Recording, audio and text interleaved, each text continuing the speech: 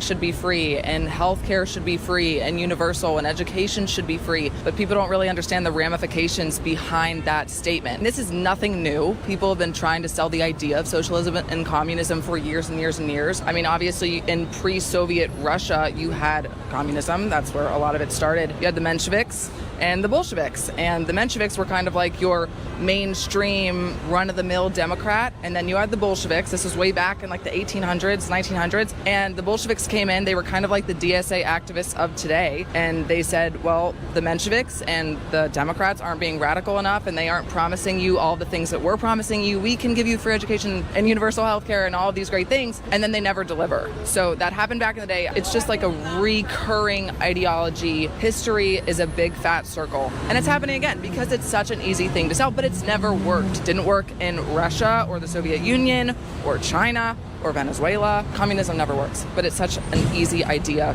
to try to convince people to vote others in with. So I hope that people read, because those who know history do not repeat it. So we just have to teach kids why it doesn't work. Beginning this school year, social studies classrooms will be required to teach how socialism can lead to communism regimes rising up into power. One Florida educator says teachers now have a clearer roadmap on an issue that the far left has given new prominence. It's allowed our students, our teachers, to focus in on specific events, specific people. It gives them guidelines to dig deeper into history and understand communism in a way that maybe other students may not. Florida Republican Congressman Carlos Menes joins us now. He sits on the House Homeland Security and Select China Committee. Sir, thank you very much for giving us a little of your time this Sunday afternoon. I think you're the perfect person to talk to about this issue and its importance. And I think correctly, there is great reason right now, historical context, to learn about these subjects and to ensure that our students understand history as well. Your thoughts on this change for Florida? I think it's very good. I mean, the problem is that our students not only don't know anything about communism, they don't know anything about the free market system. They're not taught that. They're not taught the civics class that maybe I had, maybe you had, and so they need to know. And so our students right now are going into college with a blank slate, not having any historical knowledge about what communism is, the evils of communism, how many people have died under communism, all of the false promises of communism, and that communism is really a threat to democracy. And so I think it's good that we're doing that at our elementary school and high school level, so that once they go to college and then they get confronted by these far left professors spewing all this baloney, that they're able to fire back and say, excuse me, no, this is actually what happened here in Russia, Cuba, Venezuela, what's happening right now in Nicaragua, and then they don't get fed, a pile of baloney. Yeah, we're seeing it happening right now, this new interest in it globally all across the world in a multitude of places. And we've already seen the fallout in some of those places again, the same fallout that we've seen historically. I think it's worth noting as well for our viewers, many of them may know that you are Cuban born yourself and your family had been forced to flee during the Cuban Revolution. But the way this new history, the new standards are laid out in Florida, very interesting. Grade 6 has a certain a system that they begin to learn about, and it follows into grade 7, into grade 8. For instance, the early attempts at communal living right here in American society, in Plymouth, for instance, and the early colonies and the efforts there. And then it goes on into high school, where it goes deeper into developing political, intellectual, economic, as you mentioned, origins of communism, and a very layered approach to helping the kids understand how the history has unfolded. Do you think that is a great approach to begin young and to explain all of these systems? Yeah, it should be age appropriate. I mean, you can't get right into it until, all the evils, et cetera, and really what happens at the end and what Stalin did and how many millions of people Stalin killed in the Soviet Union. You need to start it off. But also, I also believe that you need to teach the differences between that system and then our system. The capitalist system, democracy, et cetera. The system that we have here in the United States, system ever developed. It's not perfect. It certainly is not perfect. Nothing that is ever created by man is going to be perfect, but it is the best system created so far, and it's much, much better than the system that, communism, and it's been proven time and time again. And so, our kids, again, I hope that our kids will be taught that, so that once they go to college, to have a base of understanding about the two different systems, and they're able to debate their college professors to a much better level, so that they don't get fed just one side of the equation, which apparently is what's been happening for the last 30, 35 years in our colleges. They're being fed one side, told about the evils of capitalism and the greatness of socialism, when in fact it's the other way around. All righty, let's get into it. We'll start with you, Celeste. What are your thoughts? Well, I think this is excellent. I'm not surprised that they're doing it where they're doing it. Free states are probably going to want to implement more educational programs like this. It does not serve, if you think about a family, if your family is raising children, it is no service to the family to teach the children to hate the parents, hate the siblings, and hate themselves. Because the only thing those children will be fit to do after they have been properly taught to hate their own origin is to destroy the family and to destroy themselves. That is the only thing that you can do. So teaching people to hate America, to hate our origins, our Constitution, to misunderstand our history, to misunderstand our position in the world now, and how we achieve that position and why we achieve that position is only setting people up and programming them to be used for destruction, because that is all they'll be fit for afterwards. I say, all the time that America only fails when you compare it and you judge it against perfection. But if you judge America with everything, I'm talking about from day one, if you judge America from everything it has been, good and bad, it is superior to any other system of government organization ever put together by humans, because humans are not perfect. So humans can't create a perfect system. If we can't create a perfect system, maybe we can create which is the best system, which so far history has proven that ours has been the best. However, if you are hell-bent and determined to have utopia, then nothing can be good until it is perfect. And we have got to stop programming people to make good the enemy of perfection. It is not. We need to accept who we are, which is imperfect beings, and therefore we will create imperfect situations in our lives. We'll create imperfect systems. However, we should be striving to create the best that we can. And when we do, which the United States has, when we do, we should respect that so we can preserve it. Mr. Dancer?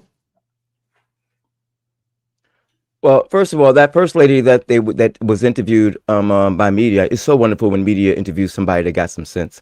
It's just so refreshing to hear them talk. She did such an excellent job explaining what communism was and what the dangers was, and how it affected countries that implemented it. I thought that was brilliant and beautiful to see. God only knows how much we need to see more citizens prepared to respond with intelligence when the media comes up and approaches them.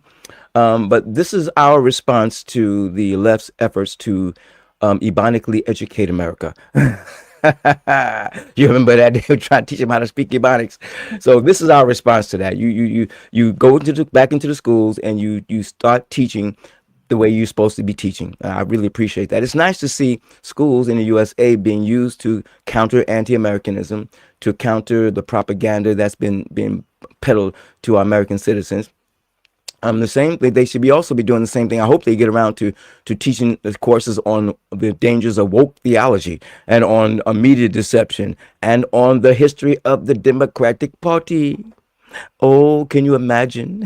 Can you just imagine? Can you imagine if they started teaching the Constitution? or ethics. Oh, let me stop. I'm starting to fantasize now. But it's wonderful. Thank you very much, Brother Wise. No, you're absolutely right, Minister Danzel. And there was a time, I'm sure, well, for four of us, Micca excluded, when they did teach civics. I'm old enough to remember when civics was a mandatory course. Like, you Come on. had to take Come it. on, And yes. not only did you have to take it, you had to quiz and be tested. That's and right. It was a mandatory course, part of your graduation curriculum. That's right. You had to pass it. Yep. So they took it out, and I think I understand why they took it out.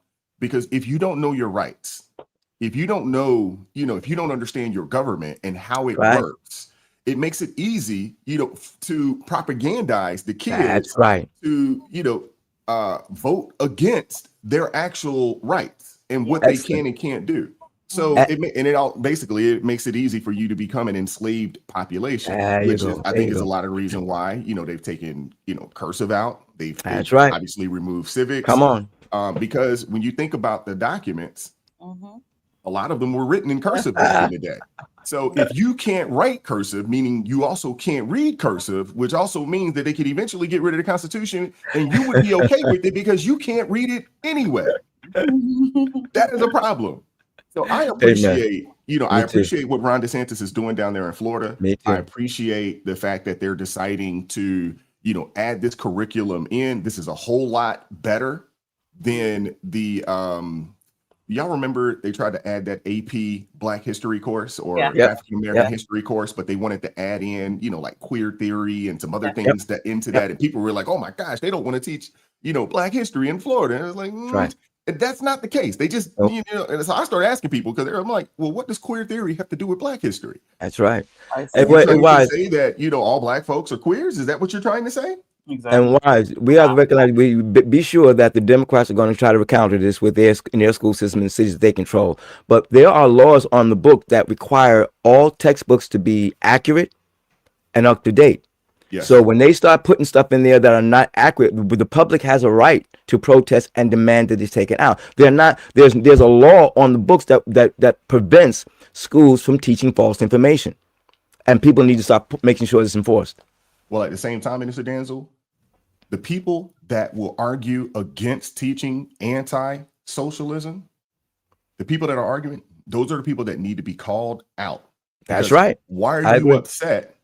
Thank you. That the kids are actually being taught an alternative to what's actually being pushed. Yes. In a lot of these, what they call bastions for, academia on these college campuses. Yes, sir. Because what we do know is a lot of this has, has really, been pushed on these college campuses. That's right. That's why you send your kid to college and they come back somebody different with an ideology that, and you're like, where in the world did you learn that? Yes. I didn't send you there for that. They come back with this ideology. That's right. Absolutely. One of my friends, and I'll pass it to you, Crystal. One of my friends, his son is really smart dude. He got full ride essentially and was able to go off to college. He goes to one of these liberal colleges. And now my friend, he is a uber conservative, raised his kids in that manner and teaching them, about conservatism and how to live and so forth and so on. This kid comes back, man. And if you have a conversation with, you're just blown away at the ideology. They're anti-nuclear family. I mean, everything that you could think that would obviously, be, I guess the pillars of being a conservative. This dude came back and he's anti everything. Although I think he is starting to kind of make a turn now because he has made some changes in his life. But it's just crazy what happens to these children when they go off to college, man. It's crazy that the ideology that they come back with. Go ahead, Crystal. I'm sorry. In the scripture in Deuteronomy 4:9, it says, but watch out, be careful, never to forget what you yourself have seen. Do not let these memories escape from your mind as long as you live, and be sure to pass them on to your children and your grandchildren. Growing up, as you just said, we learned about all of these things. We knew what these things were. It was mandatory in school. That is why when people started talking about socialism, communism, and all, I immediately could go back to the Berlin Wall, East Germany, West Germany. I could go back to all of that because these are the things that we, not only did we live it and see it, we learned about it, we talked about it and all these things. but you can't control society if people are smart. You need people to be dumb. And this is what they're doing. So they don't want the children to know these things, because if they want to be able to tell them, again, because they want to control language, they want to change the meaning of what these things actually are. They want to change capitalism is horrible. And these poor children are so inequipped to handle these situations. They can't even stop and say, but how did you make your money? Because it seems like you made your money in capitalism. They will say, look at Hassan Piker. Capitalism is horrible. We need to get rid of it. Sir, you are a multimillionaire because of capitalism. Yes. What are you talking about? The same people that are yelling, we stand with socialism, communism. We were talking about the other day, let's start in Hollywood. Why don't they start divvying out the money in Hollywood? Listen, there's some stars, there's some actors that aren't making as much as the multi-millionaire actors. Why don't we start divvying out the money that way? Or like how that gentleman went on college campuses and say, well, hey, since you like communism, socialism, why don't we divvy out the grades, help the grades, because those that are making D's and F's, why don't you give them your A? Well, I worked hard for it. Yeah, but you know what? Let's just share because it's only right. When you start putting it in people's faces, then they don't care for it. And that's why our kids need to be equipped. So honestly, parents, you shouldn't just wait. Shout out to Florida for doing that, first and foremost. And I think every red state should adopt this. Every red state should adopt it. They should look at what Florida is doing. Just like Florida made their own Save America Act, they need to adopt the same type of stuff in their states. But parents, it is your job. You know it. You tell your children, because again, that's what the word said. You saw these things. Don't let these memories escape. Don't let these memories pass away. Listen, if you are a Cuban, your children should never be talking anything about communism and socialism. Fact. You should be able to be telling them exactly what goes on. Same thing with Venezuela. Or when you're from these countries and you know exactly what it's about, your children should never be in agreement. They should be on those college campuses fighting back, saying, no, did you live it, professor? Because I sure did. My family sure did. And this is not the way to go. This is why we escape from those countries to get here, so that we'll be able to have the freedom that America provides. This is why America is one of the greatest nations. It is the greatest nation on this earth, because the way we handle the way we live, this is how everyone should be living, not under this made up ideology that they're pushing and making it sound pretty. It is not pretty. That is your job as parents, as grandparents, as everyone. You should be teaching your children, because at this point, you can't depend on the schools, because this is what happens when you depend on the schools. Your children can't read. Your children can't write cursive. Your children can't do math. Your children can't watch a clock and tell you what time the clock. They can't tell you anything. And these are supposed to be the future. And they can't do anything, then that should tell you what kind of future they want. The Agenda 2030, the Pact for the Future, that's what they want. They want the children dumb enough that they can usher all these things in and control society.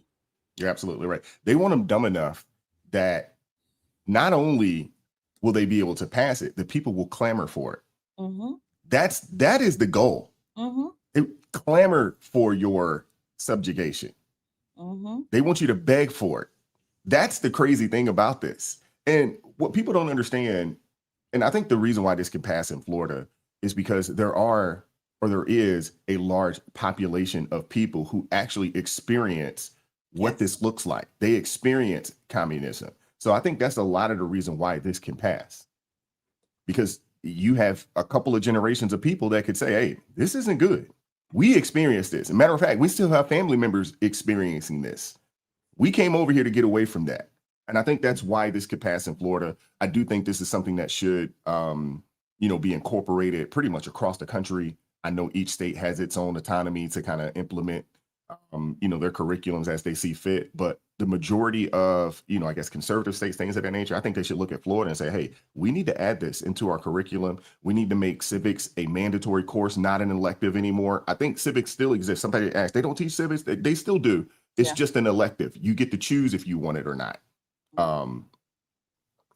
It's not like it used to be where it was a mandatory class. I think for us, it was a 9th grade class that was mandatory, I believe. I can't remember. It was somewhere in that range, 9th or 10th grade. Okay. To be honest with you, I think it should be probably a senior class, a mandatory senior class. in my opinion. Micca, we'll give you the last word on this. Let's keep it moving. Well, there is a famous rapper that I like, and his quote is, "If the truth is told, the youth can grow." Okay, that was Nas, and I am. And when I look at this, that's where everybody is having a battle. It's with the youth. Everybody's youth, whether they're liberal, conservative, however they're growing up, it starts there. Okay, when we get into the extremes, with terrorism and all of this stuff, a lot of those children are taught this as children. So you gotta catch them young. And civics, I don't think we should wait until high school because, just like Wise likes to point out, back in, back in the day, they had, I'm a bill sitting on Capitol Hill, right? We learned the, phonetic alphabet through song and play. You can do the same with physics, with civics, right? You can do that. You can teach the kids the basics, and then you can, build on it. Just like with arithmetic, you can build on it as you go higher in your education. But they don't want that, because normally from 0 to 7, if you teach the kids, you can actually catch them, they understand, and it sticks with them. So that's why it's such a late process, because if you wait till later in the process, then you're able to go ahead and say, well, you're able to say, well, I'm just going to do this, and I'm just going to give the kids whatever I want them to learn. But you guys pointed out a couple of things. The somebody from my family's standpoint has every right to point out so many different oppressions. My native side, my black side, my Polish side, my Cuban side. Like, you have so many different groups in one, just alone in my family, where you can point out the oppression and have a victim Olympics if you wanted to. But every last one of those groups have been able to survive because they push forward. They're about family. They absolutely understand the basics. A lot of these families here today do not understand the basics. And in Washington, D.C., we didn't learn civics. We learned D.C. history. That's what we were taught, D.C. history. All right. And that's taught from the liberal perspective. So even when they teach the history, it's still not it's still not cultivated on a large scale. And then when you get into the anti-American sentiment, they've been done away with that when they took away the a pledge allegiance. They took that away. That was the first thing, right? Because when you have to pledge allegiance to something, this is what you're going to be loyal to. So if I have no loyalty to this country, then I'm not required to do anything, kind of like the illegal immigrants. I'm not required to actually come over here and, be loyal to this country. So they know what they're doing. They systematically do stuff. When they like to talk about systematic stuff, they're systematically destroying it one by one. And it's very subtle because it's these little things. And when you don't notice it, you start seeing the results later. They understand. They play the long game. Take PE, okay? PE used to be something that we used to do, and the girls changed out and did girl things, and the boys changed out and did boy things. But here's the problem with that. A lot of boys are a lot more round. A lot of boys are not very stoic. They're very quiet.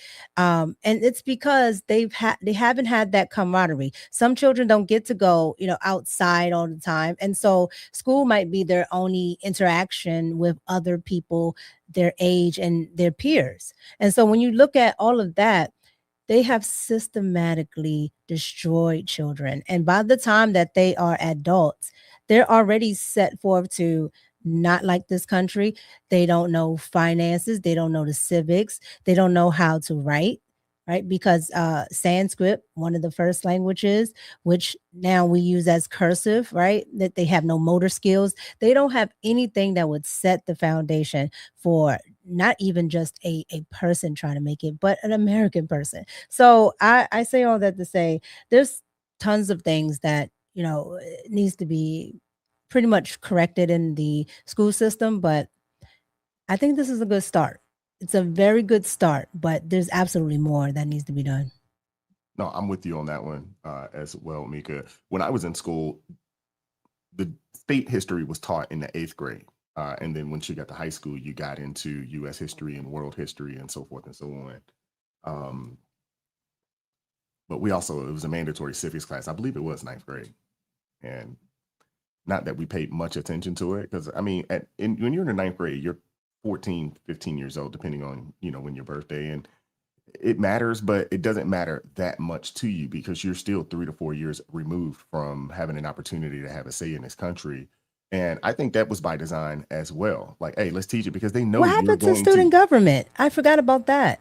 Yeah, because I ran for still Secretary have of State in some student semblance government. of that. I think they still have that in some But places. they're woke. Some Right, but semblance of it. they usually, but that gives you an idea of how you can do things. And I can't lie, I also learned how to bribe as a politician. Right. Because I used to give out my little buttons and I would give a candy with my buttons.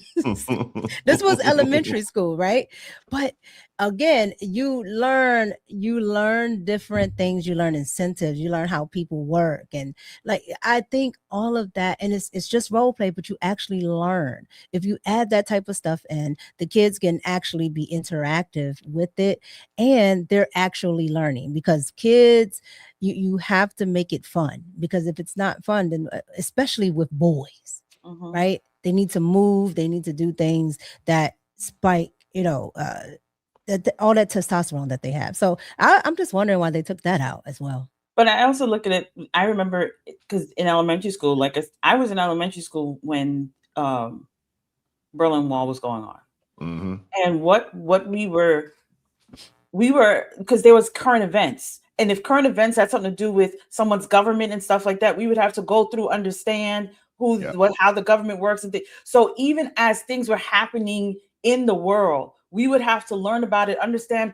well, why is it happening like this? Well, what kind of government is this? Well, what is their economic system? Like, and this is elementary school. This was in high school or middle school. This was elementary school. I was learning these things. So that's what I'm saying. When you're saying, Micca, that they can start from a young age, absolutely. Because when you start teaching kids language from between, like you said, 0 to 7, it's a sponge. They're soaking these things up. That's why it's ingrained in them into adulthood. So if you're teaching these kids about these different types, we can make sure that it's age appropriate, but help them understand these things from a very young age.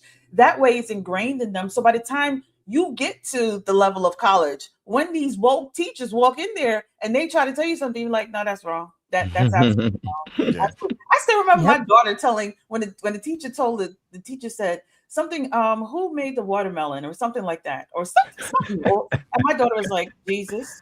And the teacher was like, no, but Jesus didn't make it. And my daughter was like, yes, Jesus did.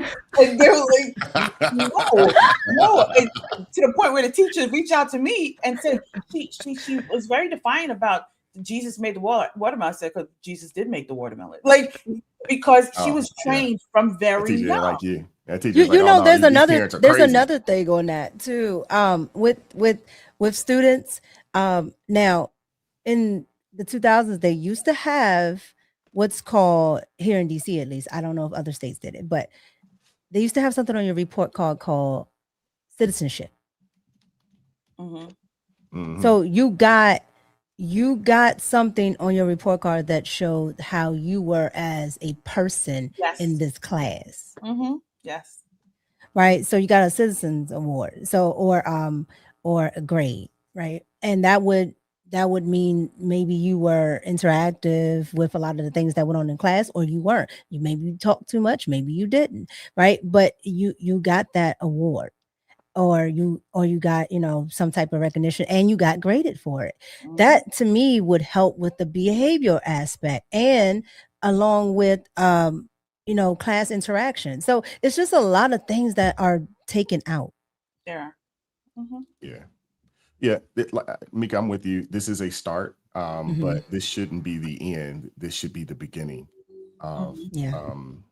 enhancing, the academics for our children. Yeah. This definitely should be the beginning. So I'm with you there. There's gonna be some super chats. Shout out to my brother Dylan McClung in the building with the $10 super chat. Was wearing my Stop Socialism Save the Republic shirt the other day and had a shim at Subway tell me it didn't like my shirt. The Decepticon didn't like my shirt. So I replied and said, well, then it's working. Shout out, Dylan. Love it. How is someone upset about Stop Socialism Save the Republic? Like, how are you upset about that, man? Goodness gracious. Because In a they're constitutional uneducated. republic. They're uneducated. That's why. Well, somehow they've gotten the message that the republic, having a republic, is somehow a threat to their ability to live well as a Decepticon. So, Well, in a sense, it is. Well, and socialism is not going to be much better no. with them trying to be a Decepticon. I mean, But they don't know that. They the don't know Netherlands it, has told them that. And I mean, and then most of these Latin countries, I can tell you right now, it's not they're wanted. not with that. I was They're about not to with say, you said the Caribbean countries, you go over there, you may not come back living Yeah. like that. Well, that's most places around the world. It's not just, if you look at the Latin nations, you look at the Arab nations, you look at, man, nobody is with this. Nobody. Oh, I've never seen that one country. Like, come on now. This is ridiculous. And to be honest with you, if you are one of those people, if you are a Decepticon, to be honest with you, the United States of America is the safest place on the planet. Sure is. That is the fact. That is just a fact. That Decepticon that went over to where'd they go, to Norway, The Netherlands. Netherlands. Mm-hmm. They're learning that the hard way. They're learning it the hard way. to be honest, those people should be in the forefront of saving the republic. Exactly. Because the best chance they have is here in the republic. They don't have a half a shot anywhere else. If they, but again, I'm back to my original. I don't think so much. I don't know if it's so much that they want to be Decepticons as if it is that they want you to be okay with them being Decepticons. That's the challenge for them is the right to be it, because they have that now. The fact that he could walk up to the man on the train and say what he said about his t-shirt, say you living in all your glory and freedom. Why aren't you happy with this? Because the happiness doesn't come from living in their glory and freedom. Happiness comes from having you say, that's right. I now agree with you. I believe you are right. I join you in your pursuit of Decepticon-ness. Very important. It is absolutely. They want you to do affirmations for them. Yeah, yes, they that's want what you they to want. affirm them. They want you to If you can't affirm they're believe crazy. and affirm them, then they can't be happy. They don't want freedom, and that's why they're willing to take yours away. Well, because they don't have much regard for the freedom they have. They definitely don't have any regard for yours. Well, Celeste, I just showed everybody last night. I said the Decepticons and Autobots out here trying to tell the original, the original, that we need a prefix before us. Cis before us. We need non-Decepticon. I'm the original. I do not need. But they don't need it. They don't need that. A trans woman is a woman, right? Okay, cool. But why do I get a cis to take to separate myself from you when I'm the, so I should be the woman is the woman, and then maybe you are point something like trans. Exactly. Robert R. Riley in his book Making Gay Okay, he did an excellent job breaking down the reason why they have to put so much time and effort into convincing other people to accept them, because they cannot have peace without that acceptance. They cannot feel normal, and they want to feel normal, and to do that they have to force people to accept them, and that's why we can't let that ride. Well, then if that is true, and I'm not a doctor, I'm not a psychologist, I'm none of that. But if that is true, then that does suggest that there is, at least in some part, some of this that is mental illness. Because, Because sane people do not require other people's feelings That's right. to make them feel normal. That's right. Normal, sane people know they're normal and sane That's right. people, and they don't need additional folks to affirm their normality to do that. So that suggests that at the very least, there's an emotional illness. That's right. Absolutely. Yeah, That's right. it's Amen. far down that scale when Oh, you need yeah. everybody to do that. You're right. Shout out to Eric Harris with the $5 super chat. Hey, Micca, you're live early. Thank you. Shout out to Steven, been a member for 10 months. Appreciate you. Cool. Members only chats. Fancy. Look at that. Look at that. You learning. Shout out to Mark Galvin, 10 joules. Appreciate you. Thank you to Mark Galvin again for the 10 joules. We appreciate you. Cashville in the building. Shout out to you, Mark. Nene with the $5 super chat. Florida has made it mandatory that high school and state college students take civics. Good. We love all of it. Florida's leading the way, man. Florida is Right, yeah. leading the way. Thank God. And I would assume that when Byron Donald gets in there, obviously Watch out. Term will start in January. I want to see all the people come out there and continue to say that Republicans are racist. Right. When the majority of the people that supported Byron Donald were, white people in the state of Florida. They absolutely will. What you say? They are going to act like Byron Donald is the Alien from another planet. Planned white man. His black skin is never ever going to erase their liberalism. No, and he said, but you know what, though, Celeste, it showcases though. It showcases that it's not about race. It's not about how much or how little melanin. That's it's about right. ideology. These people are more liberal than they are black. Absolutely. And this will showcase that. The black is only a cover up. Showcasing that. Yeah, because the black is just, you're right, Micca. Black is just the cover. Right. That's all it is. It's really about, they're pro-liberal.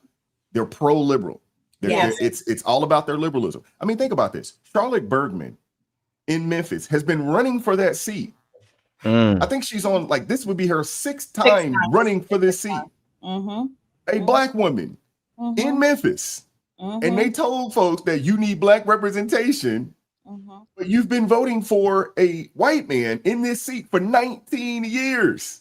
A black woman has been running for this seat. She's ran for it 6 times. They like to use code words, wise. Like they use words like I watched Justin Pearson talk about what's going on in Memphis, and he said, and black people down here and are being affected, and rural communities. So they use that Joe Biden language. Black kids are just as white kids are just as something as poor kids. Just as smart. Yeah. No, he said poor kids. Poor kids are just as smart as white kids. Yes. They use that coded language. So essentially what Justin Pearson was saying was that it's going to affect black and white people, but he couldn't say why. He can't say it because then that kind of affects what he has going on with the whole race hustling thing. So he uses words like rural communities. Who lives in the rural community of Tennessee? The whites. And he doesn't want to say that. And that's the problem. They use coded words. And when they use coded words, people don't actually understand what they're saying. So Joe Biden has said it best. And I think it's stuck because absolutely, if you don't vote for Democrats, you ain't black. And he was absolutely 100% right. Paul Retta said Byron's black and his wife is white. Yes, it is. So what? If you are one of those Democrats out there, did you vote for Kamala Harris?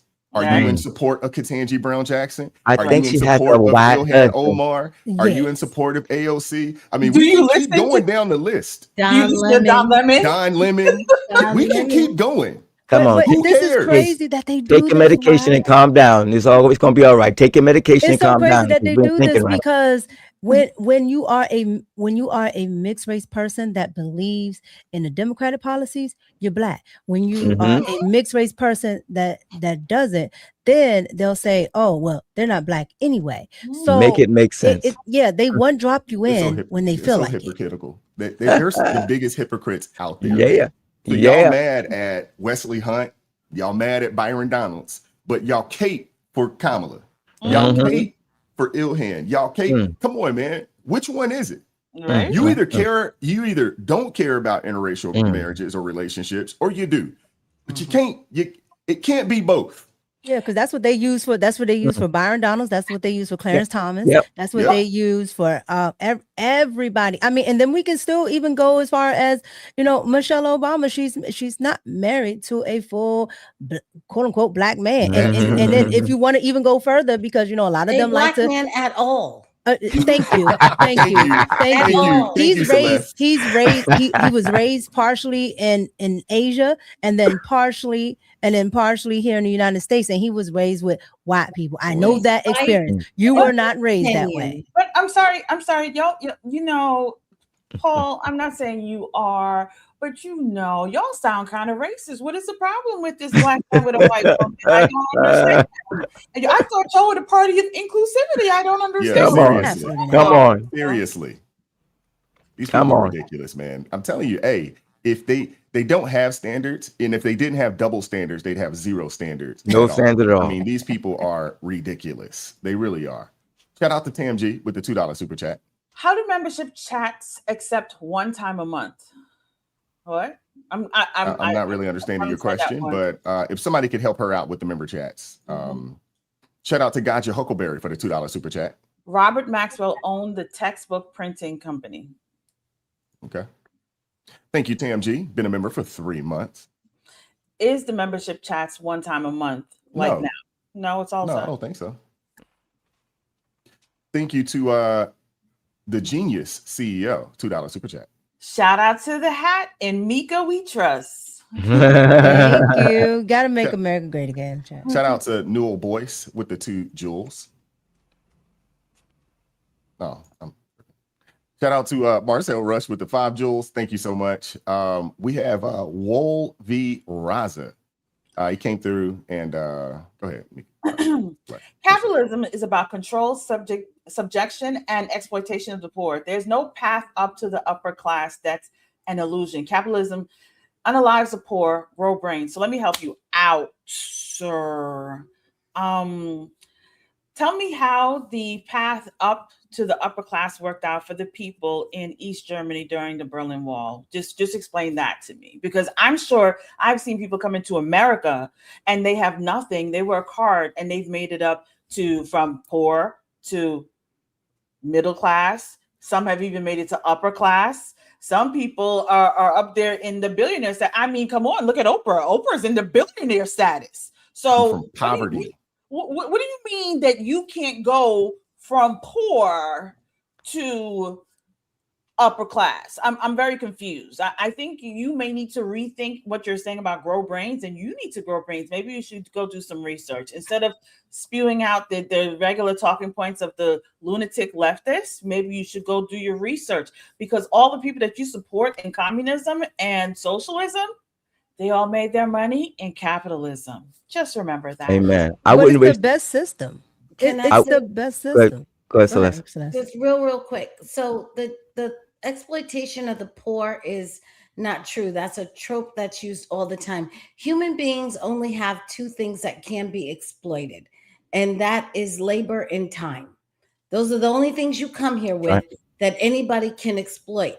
And capitalism does exploit labor and time. So you can either exploit your own labor and time, you work for yourself, you invent something, you build something, whatever, or someone else exploits your labor and time. And in capitalism, it's your choice. Thank you. The difference with socialism is socialism exploits labor and time because that's all humans have. They have nothing else. We come into the world with nothing but labor and time. So socialism exploits labor and time. The difference is you don't have a choice between you doing it, exploiting your own labor and time, or having the state exploit your labor and your time. That's the difference. Capitalism gives you a choice over your assets. Socialism does not. You're absolutely right. Y'all did a brilliant job at responding to that text, but I wouldn't waste too much of my intellectual fortitude on a person who will text us, but chat with us, but they won't come on Thursday. I ask you again, bring your behind here on Thursday, and we will talk to you person to person. Don't hide behind the chat. Minister Come Dan still talk got with that us. shirt on. He gonna You jump. got that shirt on Are you feeling? purpose. Are you feeling the On messy? purpose. Mika, are you feeling the messy coming? The I'm messy? feeling it. You see how I he love it. jumping? I love it. Jump in. I mean, people got to understand that this place, capitalism, in this country, it's the one place in the world, to include some of the other nations around the world that would quote unquote consider themselves to be somewhat capitalist, that you can start off life in the bottom 10%, work your way in a generation, in a lifetime, honestly less than a lifetime, with proper decisions and hard work, and you can work your way into the middle class. And if you really work, and you might need, some blessings from the Lord, but you could work your way into the top 10%. 90% of millionaires in America are first generation, did not come from money. That's right. They had it. They seen a problem, they feel said problem, and they were able to capitalize off of it. That is a fact. And Why didn't capitalism kill slavery?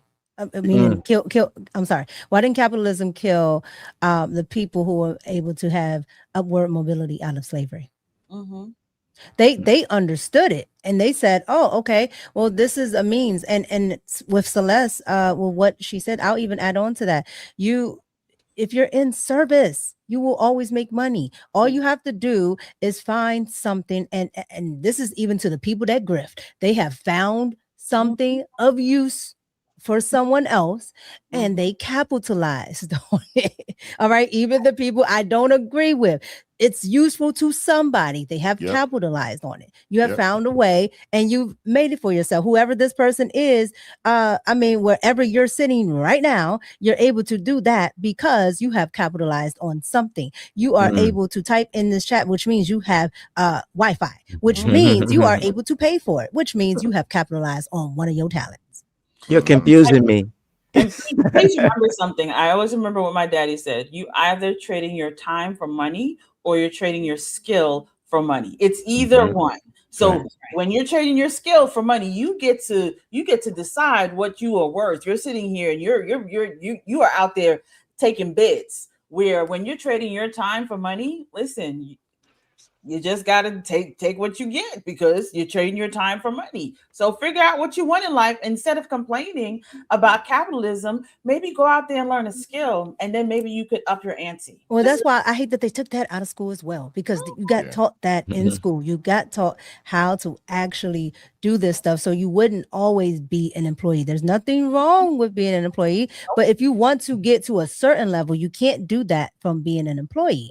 Right? Unless you're in one of those massive, well-to-do jobs. So if you work commission-based or something along those lines, it probably is the closest thing that I can think of as far as a job that would give you the opportunity to kind of work your way into like some real of the estate upper echelon, any type of sales. Yeah, there's sales.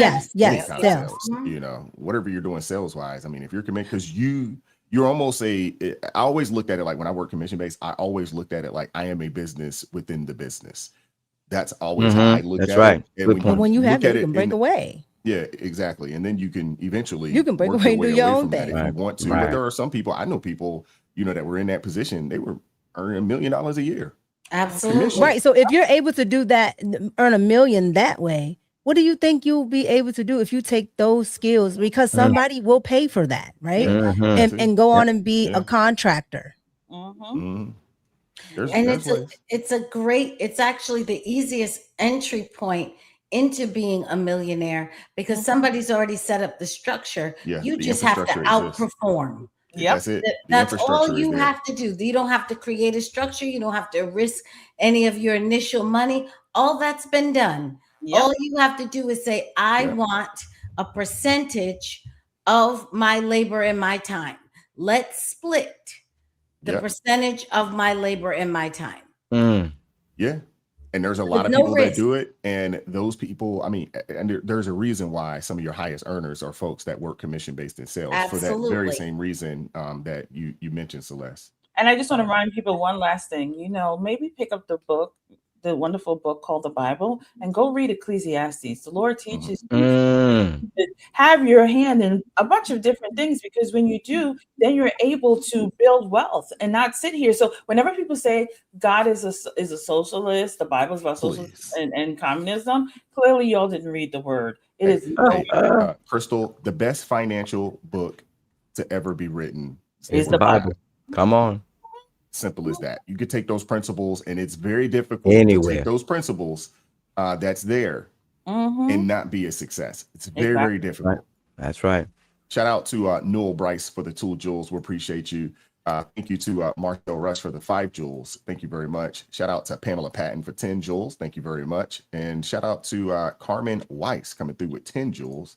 Shout out to Vernell Taylor. Thank you very much, Vernell, joining the ARP family. We appreciate your support, sister. Thank you very much. Shout out to Denzel with coming through with the 30 jewels. We appreciate you, brother. Shout out to Denzel for the 2 jewels. We appreciate you as well. Shout out to Vernell Taylor coming through with 10 jewels. And we have our brother, Crystal's Caveman, in the building. I was trying to mind my business, but if Wise gives me permission, let me address the Grow Brains comment. I don't need y'all losing your Jesus card. Mine's still pending, so I have time for the Lord's forgiveness. His people sign it up. Okay.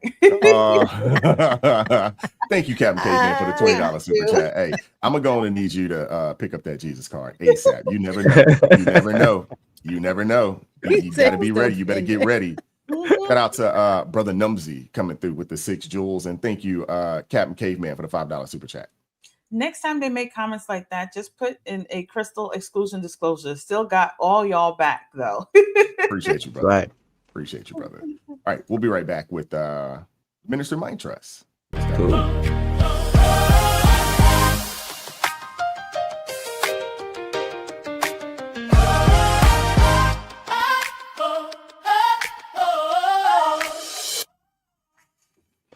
Thank you, Brother Wise, and welcome to the Minister Mind Trust.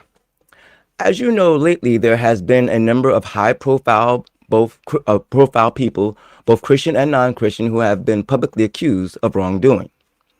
And if you are a thinking person who has a conviction about morality and what is right and wrong and the importance of truth versus accusation, you probably are aware of the fact that some of those accusations were indeed true, while others were not. And if you are really dedicated to justice and fair evaluation, you no doubt were able to determine that for some of those situations, the accused were fully guilty of all accusations, while others were guilty of not all, but some accusations, and some were not guilty at all. I emphasize if you are really dedicated to just and fair evaluation, because in today's society, that standard is not only difficult to maintain, it is also a very unpopular one among far too many people groups. And because of this, the proper approach to evaluating and determining the innocence or guilt of someone accused, or the extent of guilt or innocence, is far too often forced to take a back seat to groupthink and mob mentality. And sadly, even some Christians have been caught up in this injustice. It is very serious and dangerous matter. And so it must be approached with the utmost caution and care. Those of us out here in social media who are Christians are tasked with the difficult job of not only helping the public to make sense out of all the confusion, but to provide biblical solutions to the many different problems while exposing, confronting, refuting the many false, wicked, irrational ideas and agendas, and the people who promote them. This is not an easy job, nor is it one to be taken lightly by those of us who have chosen to rise to the occasion. Because in the words of the Apostle James, those of us who teach will be judged more strictly for what we say. James chapter 3, verse 1. When there is a public dispute about a person, whatever the parameters of the dispute, we as Christians, if we are going to comment on it, must be willing to do our own homework and not allow others to provide our or manufacture our convictions or conclusions about the accused. To do so is not only unbiblical, but harmful.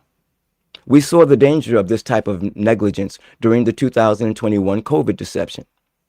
And we saw it during the 2024 presidential campaign and afterwards.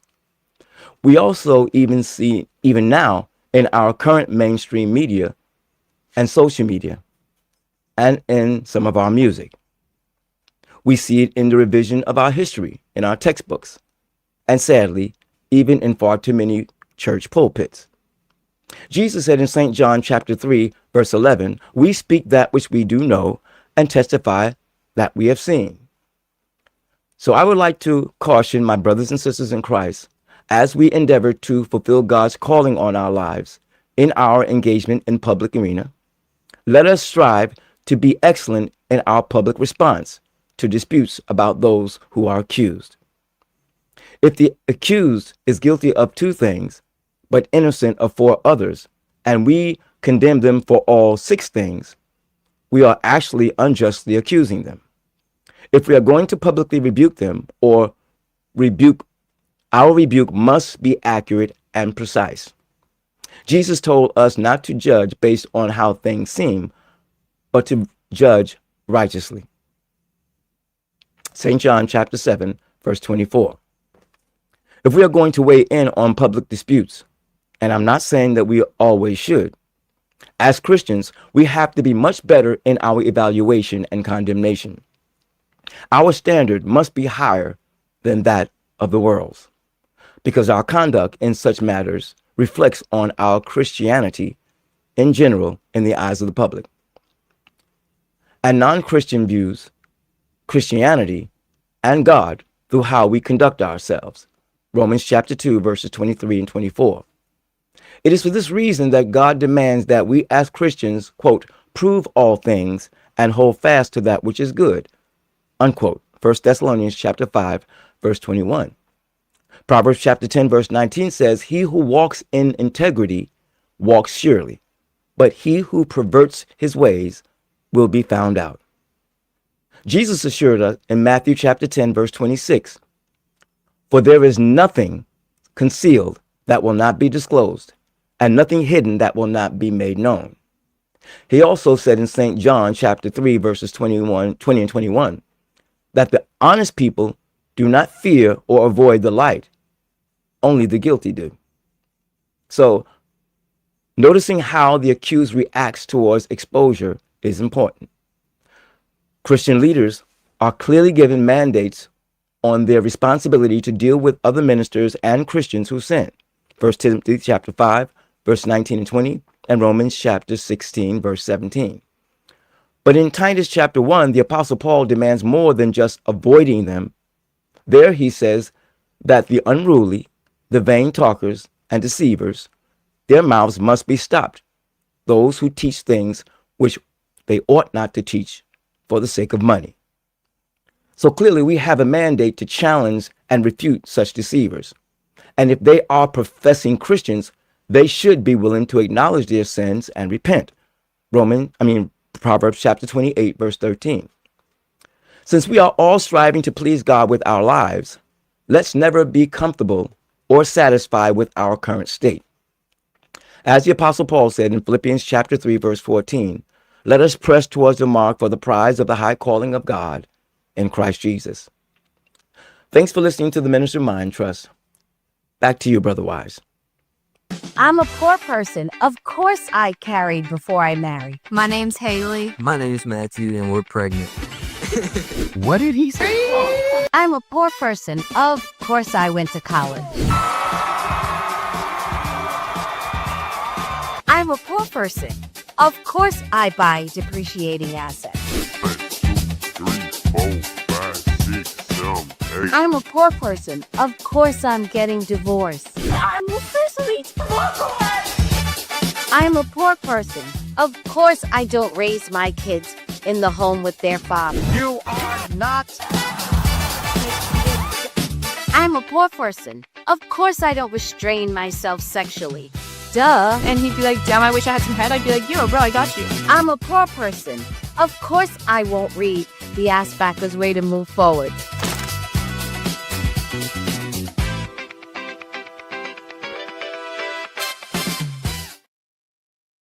righty, welcome back. I had to go and match Micca, so Micca's not by herself out here today, out here in the streets. Let's go. Let's go. Shout out to Miss Tate coming through with the $5 super chat. Peddling capitalism bad while politicians are multimillionaires showcases your brainwashing is complete, and growing a brain may be difficult for you. That part, Thank you, Miss Tate. Come on. We got Nicole McKiss in the building with the 250 joules. We appreciate you, Nicole. Thank you so much. Minister Danzel, outstanding job with the Mastermind Trust. Thank you, sir. Outstanding. And timely. Yes. Oh, thank you, Lord. Yes. Amen. Yes. Well, you know, people don't want to hear truth, you know, and it's just really sad. It's no, really that's sad. why they won't come on Thursday. Exactly. Well, you know, this past Saturday, the pastor was Sunday, pastor was talking about people who hide behind comments. They hide behind, yes, you know, the comment section, and yes, hide behind their phones, but they will not dare say these things to your face. Come on. And I was like, man, that's resonating, because I'm like, we actually give you the opportunity. There's not a lot of shows that will give you the opportunity to call in and actually speak to the people. We give you that chance. And it's so few and far between that all these thumb gangsters, these thumb thugs, Come on. never pull up. Come on. Well, let's say this. We give you the chance with the guarantee that we're going to treat you respectfully and without any censor of any kind. You don't have to call in and tell your question to somebody first. I mean, there is no filter. So I don't know how much more open and we can be. If there's something else you need, let us know. But I mean, you have the guarantee of respect, you the guarantee of no filter. Guarantee you're not going to refute me. That's because the goal isn't to have a conversation. The goal is to slander. The goal is to make a narrative whatever they want the narrative to be. The goal is not to actually maybe be, you know, wrong about something, or maybe even just having a disagreement in thought process or mindset. So that's not the goal. Well, here's the thing about that, and this is why this bothers me a little bit. Is because even if that's the case, you want to create a narrative, that's cool. Then you need to go someplace where you can practice how to do that. So maybe you go someplace, like anybody who wants to be good at something has to go somewhere where they're going to learn. But you have to butt up against something. You can't just exist in, you know, sort of in your bubble, in your argument, because as soon as it hits up against something, that's when you find out where it's weak, where it needs to be strengthened, all of those things. And this is my issue with the left. And of course, my ardent prayer to go on The View is because they never, ever butt up against anything. So they never get to see the quality of their argument, because it never gets opposed. You can find out how good it is once it stands up against something. Can I just give you this? The last, what I've realized, I was just talking to Keisha yesterday about, you know, the battle scars that I earned on TikTok.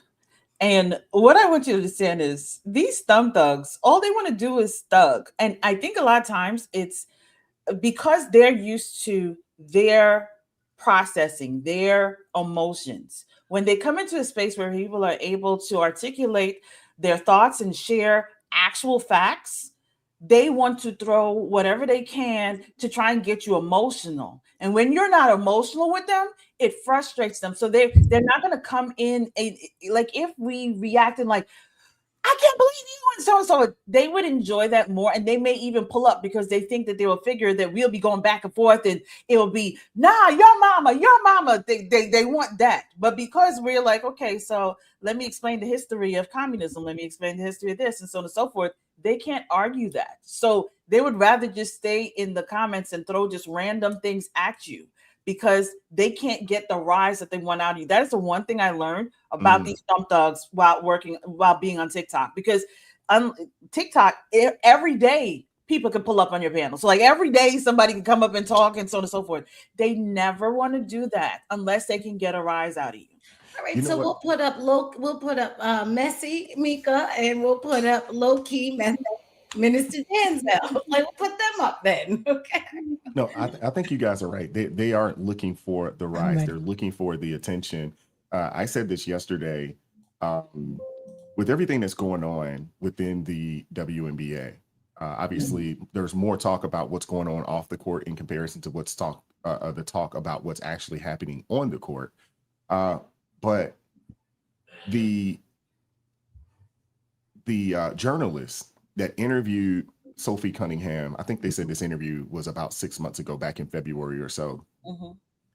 She is sitting back in full-on bliss because she asked a question that has basically set the entire league on fire. And I'm for certain, no one has interviewed her yet. Now, I don't know if people have requested to interview her.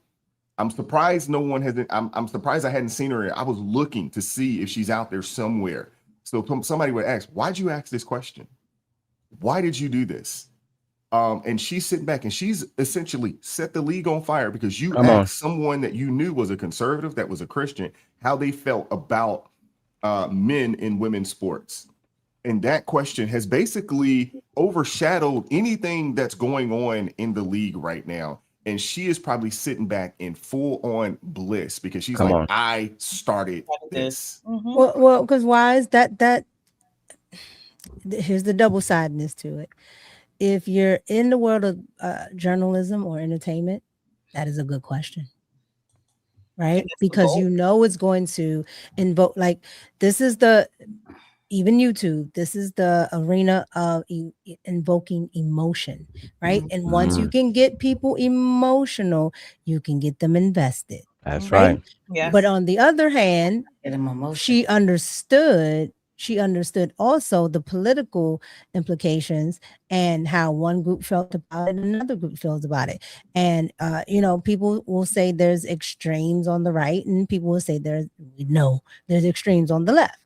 And so when you got that combination, the people that have time, the extremes will show up on the internet. And regardless of if it's not the majority, right, they are the ones that are seen. The squeaky wheel gets the oil. So with that being said, that's what sets the tone. She knew immediately if this conservative woman is asked this question, whether or not the reporter believes it or not, it's a good question to ask because I want to set off a firestorm. So there you have it. And now you have a whole industry with a woman at the head, the commissioner is the woman, in a woman-led sport, asking about women and if we need to have a conversation about women. Like, she knew what she was doing. And so at this point, you got to give it the credence of saying, yeah. Come on. That's the goal. That literally was the is goal. Because that's the one thing, when I first started learning about social media, that was the one thing they said: you either make people feel something, you're teaching them something, or no, you make people, they love you, you're teaching them something, or you make them like hate you, like you want that reaction out of them. Those are the things that you're trying to evoke out of what you're doing. So that woman knew, having a conservative Christian sit in front of her, asking her about her beliefs regarding women and sports and all that, she knew what she was going to get. So she knows she was going to evoke a firestorm. Let's just be real. She knew she was going to do that. And so exactly what you said, Brother Wise, she's sitting there in pure bliss. She got the Birdman hands. Exactly. Oh yeah, absolutely. Without a doubt. Thank you to, is that Lachey? Is that right? Yeah. Thank you, Lachey, for the 10 jewels. We appreciate you. And shout out to Manifest Love coming through with the $5 super chat. I believe the WNBA board loves this controversy money. Yeah, they do. Well, it keeps the eyes off the horrible basketball on the court. Because, I mean, I've tried to watch some WNBA games. I've attempted to. I can't get through the first quarter. I can't get through a minute or two of watching this stuff. It's bad basketball. Come on. It's, if you are, familiar, with watching what good basketball is supposed to look like, and then you go watch the WNBA. Come on. Yeah. It's not even close. Nope, not even close. It's not even close. Now, I was a referee, in Maryland. I think you guys know this, but I reffed high school basketball, in Maryland, and I know what good basketball looks like, and I know what bad basketball looks like. I've reffed, I've seen it. Come on. The WNBA, it's bad basketball. If you can call it that. Good. If you can even call it that. Absolutely, Yeah. Minister Dan. Come on. But that's what I said before. I said in sports, in different sports where the women are really good, when the sports is really good, you don't see all this mess. Yes. When they play, Right. you don't see that because they're focused on what's happening on the court, be it golf, be it tennis, be it whatever, beach volleyball. They are focused on the sport. You know what, Crystal? I love watching the LPGA. I'm on golf. I love watching golf. The LPGA. The reason why I like watching the LPGA is as close to like your regular golfers as like male golfers, because they typically play from similar tees, things of that nature. But these ladies can legit play. They can really play. And when you're watching this, you're not like, oh, we're not watching a semblance of golf. No, we're watching some ladies that can really play the game. The male, I like watching the men's, but the men's, they're on so much of another level that you can't even compare yourself to what they're doing. You know what I'm saying? But you can compare yourself to the women because they're typically playing from similar tees, things of that nature, but they're really good. Same thing with the tennis. If you watch ladies tennis, those ladies can really play the game of tennis. They can really play. This isn't some, it isn't some slot that they just tossed out there. No, these women can play. Yes. Come on. Look at the WNBA, and you're like, But they'll tell you you only think that because the sport, and this is what they do. The sport is predominantly, people of color. So that's why there's so much this and that. I said, well, didn't Serena dominate? Hey, tennis, her and her sister, Serena and Venus. Come on. That's what I said, her and her sister. Yeah. They were dominant. Yes, they were. Yes, they were. It looked like what it's supposed to look like. The Thank WNBA doesn't look like what it's supposed to be. Okay, and then if you want to say even that, the NBA, the NFL. I remember when Charlie Kirk said to this white guy that got up there, and he was talking, and he said, I'm going to teach you about DEI. And he said, well, what about the NBA? He said, is that DEI? The guy said, yeah, that's DEI. He said, no, it's not. He said, I don't know why, but black guys are just better. So they're going to pick the better people to play the sport. He was like, as a white guy, I'm not mad. Yeah. He was like, they were just better. They're more athletic. He said, how can you say that? He said, because I'm looking at it. He said, so with that being said, and people have debates on that or whatever, but you go for what's better, right? Those women are not playing. And then if you go to the NBA right now, they're getting more European guys now because they're better. They're better. Are they gonna start saying that it's racist? No, those guys over there, they can play. Are playing better. Well, when you look at Austin Reeves and you look at Joker and you look like as a man watching the game of basketball, I'm looking at this and I'm like, that dude can play. I don't care how much or how little melanin, he can play. Your eyes don't deceive you. That's right. He can play. That's the same thing with track. That's right. Yep.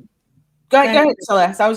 I'll go after. There's gonna be an issue with basketball, particularly now that we're seeing that LA maybe the Lakers may be coming out with that all white starting five. I know Stephen A had said something about it. This idea of black people and their stronghold on basketball, and to be honest, even Americans, and this being an American sport, basketball is becoming globalist. Oh, it ain't becoming, it is. Right. And they have moved past the Black American. So all of you people who got your little, third and fourth graders in the park throwing up hoops, bring them on in. Never mind. Okay, let it go. Well, people don't understand like baseball. That, when you look at basketball, and typically it would be guys that, really come from, poverty, abject poverty. But people don't understand. Them dudes that come from them Eastern European countries, they're coming from what we consider abject poverty times 2 or 3 in our country. Also, but they don't They had to understand get that, in there why? to buy him shoes. They don't Man. understand that, and they don't see it, right? Because in this country, everything is white. Yeah. Oh, Right. So if you're white, please. you must be you must have come from this and that. When they don't understand, in Europe, it's so many rural places, it's so Oh, many yeah. Yeah. it's so many white people that don't have anything, but I they watched only the, see skin color. Almost all of them. If you look a at lot of them. if you Yes. look at like London, I mean the United Kingdom, Yep. more than a majority of the people who are mostly all white are on the dole. They're on some Yes. kind of welfare and public assistance. None of them people have money. But Mhm. None of them. that's why you see growing up in tennis. That was the one thing you saw. Those girls and boys that came from the European countries. You understand because they are in dire poverty. Yes. They were dedicated to their sport, and they were going to be the top of the line, so they can come and compete or even get into the leagues over here in America. But Crystal, if they made it to where you were, if they made it to where you were, we ain't talking about professionals. If they just made it to where you were, this is night and day improvement in their life. Yes, it is. And this is their opportunity out. It is. And not only their opportunity out, but they're also the opportunity to get their families out of abject poverty. That's Yep. all they got. That's how a lot of them think. We are subjugated, or we are doomed for another 10 generations of this abject poverty unless I can play this ball. Yes. Okay. And let's go further, because this is exactly what made those what is it? The soccer that we just had, the FIFA. Oh, the World Cup. Yeah. Yeah, the World Cup. So amazing with these videos. When you started watching what the people were noticing about American life that we take for granted, they were like, oh, you have ice. Oh, free refills. Air conditioning. You don't have to pay to go to the toilet. Oh, I mean, just crazy stuff that we looked at. We were like, oh my God. And it was funny and it was fun. And fortunately, both sides respected, the exchange, how that happened. But it was absolutely an eye opener. I've been saying all the time, we have the highest standard of living of anywhere in the world. And the closest to us is not close by far. You're right. By far. Hey, so let's take it a step further. The highest standard of poverty in the history of mankind. Come on. It's not even close. You got to think, if you were a monarch 100, 150, 200 years ago, your person here in the United States of America in the projects is living better than them. That's right. That's right now. Okay. If you go to Cuba and you look at the worst project you could think about, you still have a door. A lot of places in Cuba do not have doors. Okay. You still have a door. Someone is still helping you eat. You got lights, right? You have a courtyard. You don't have to be in the street. You don't have to go to the town square to go use your phone. You might have an Obama phone. Okay. Right. You got all of this stuff like that. And for lack of a better term, that's socialistic stuff, right? They have full-fledged socialism and you live better. Why? Because there's capitalism behind it, because somebody that actually worked paid for it. Yeah. Hey, I hate to reverse, but did someone say that the Lakers are planning on running an all-white starting line? Yeah. Did they not learn from the 1966 NCAA Texas Western Miners what happens when you tried to do that? No, they're gonna try. Did they not learn anything from that championship? They must think. But why would they care? But nowadays, Minister Danzo, some of your better players, you got to think in the NBA right now. If you looked at the top 20 NBA players, half of that list are Europeans. Oh well, if they come. And when you look at the top five, you look at the top five. Probably 2 or 3 of the top 5 right now are Europeans. Well, I guess you're right about that. If they're not Europeans, they're at least from outside of the United States of America at this point. We're not actually producing the talent. And there are a lot of the reason why we're not necessarily producing the talent like that anymore is a lot of lack of nuclear families. People got to understand that even over in Europe, even if they're poor, they still have a nuclear family. Mom, dad is still there. They may be poor, but they're not poor in a single parent led situation. That's right. You make a great point, Brother Wise. Now I'm just concerned that there are people who do not share our ethnicity or our skin color, that are in that industry that are going to try to push that racist position, because there are some people that still have that. Now again, not all of them, but there are some people that still have a strong anti-black disposition, and then they have money, and they will push those kind of things. So I'm hoping that if they do that, that somehow they get slapped down. Well, well, I mean, if they're good, I don't want them. I don't mind. No. I'm not saying that. No, I agree with that. I want the good players to do the win. I'm talking about the mentality of trying to push a racist perspective on the whole game, because the game is not about race, and that's my concern. Well, they're already doing that. We see a lot more. We see a lot of that nowadays. Because I always told people the pendulum will keep swinging. If you keep pulling, because people like to keep, black power, black power, black power, black power, white man bad, and they keep doing that. It's going to go the other way. Go and it's go right back, and you see where it's like sometimes you just see sometimes I call Brother Wise. I'm like, I know this creator isn't racist, but it's giving racist the way they're saying. I'm talking about the conservative side. I'm like, this is giving a little bit racist the way they're speaking. And sometimes I've actually had to stay in the comments to some of the white conservatives. Be careful. I understand that a lot of black people have come across bad, but every black person is not liberal. Well, that's why you have to. That's why you have to be careful. That people have to be careful of their own biases, and they also have to each other, meaning liberals and conservatives. You have to be mindful of the media that you consume, right? Thank you. And so the liberal media will make it seem like black people, and by the way, by black people's own actions with how they vote and other things, it makes it seem as if all black people actually do. So unfortunately, you end up with a bias that you may not have even been conscious, that it exists, because this is what you see, right? When I go to different countries, I end up seeing what I don't see on American TV, because we absolutely, because of, Barack Obama and other people, they do actually do propaganda on Americans, right? Whether liberal or conservative. And then I go to other countries and I'm like, it's not like that here. I would have thought it would be, this and that and there, because this is all we see. And they're like, no. And so we that's a bias that, I had to learn myself with Mexico, right? I only see, certain things. But then when I went to another part, and I remember the tourist guide telling me, he said, look, Mexico, we have cartels. He said, and if you go looking for you're going to find it. Yeah. But he's like, but on the other hand, there are parts of Mexico that don't have that. But even the Mexican media, they don't show certain things because they don't want certain people interacting with that. And like, it's across the board. These countries play on the people in the countries, and America is no different. So you have to watch.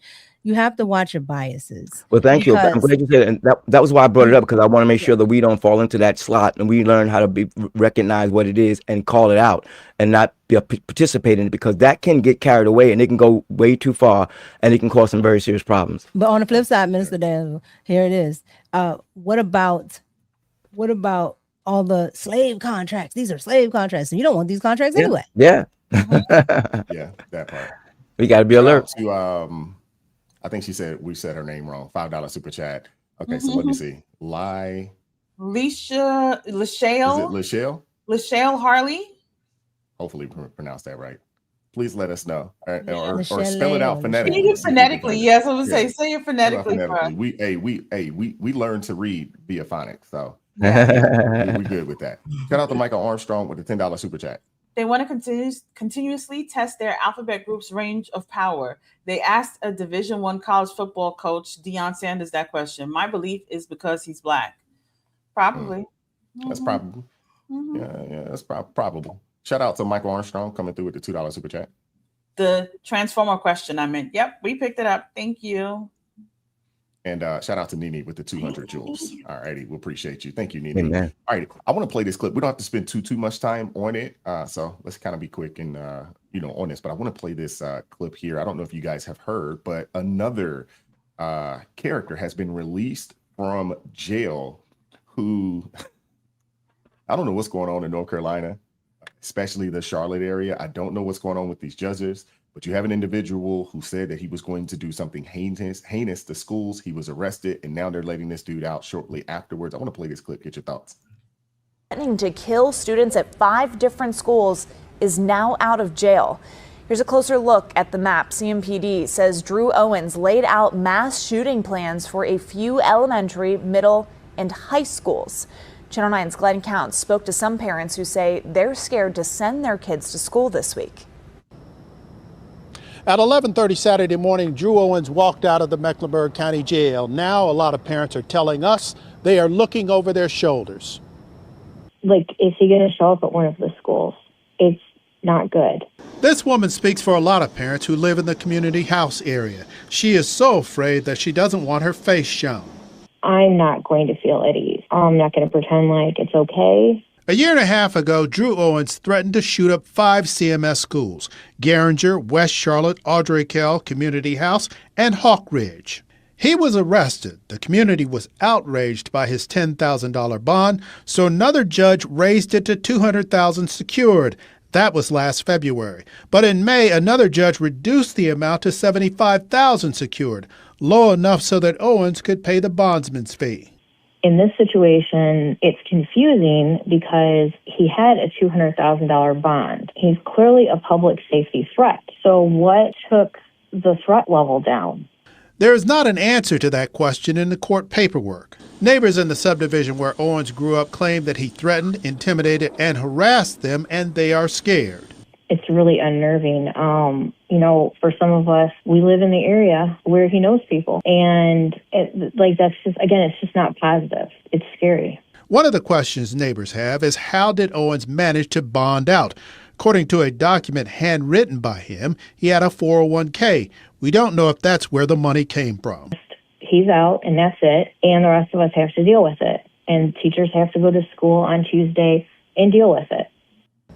In case you are wondering, Drew Owens is on electronic monitoring, and he has been ordered to stay away from the schools. At the Mecklenburg County Jail, Glenn Counts, Channel 9 Eyewitness News. Yeah, and electronic monitoring has stopped people from doing crazy things. Right?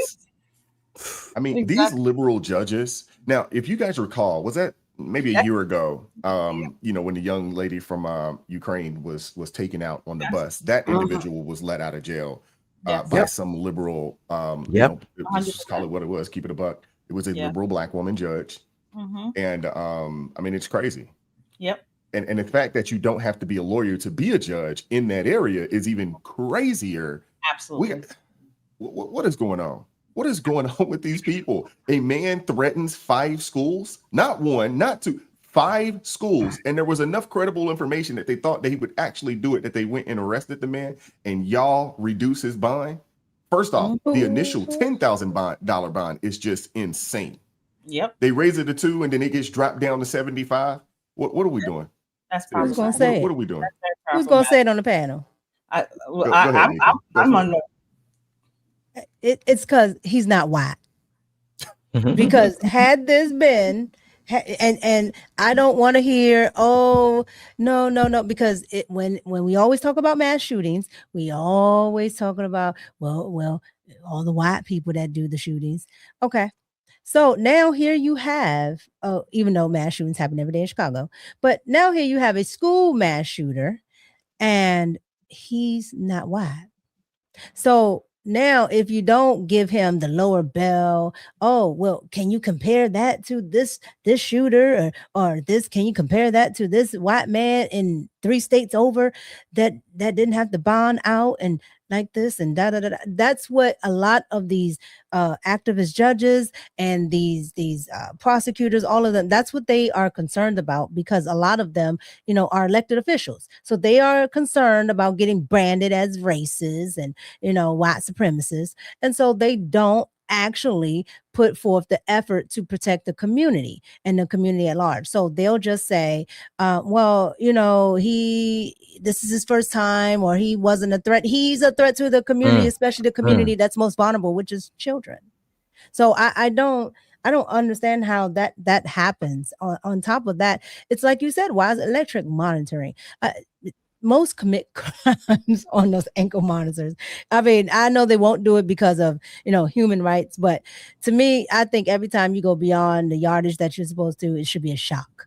Come right to you. It will come, it would take a lot of them out. Okay. It's enough to take a bear out. Just go ahead and do that, because otherwise, what are we doing? What are we spending our tax dollars on? If he has a 401k, he's going to be out.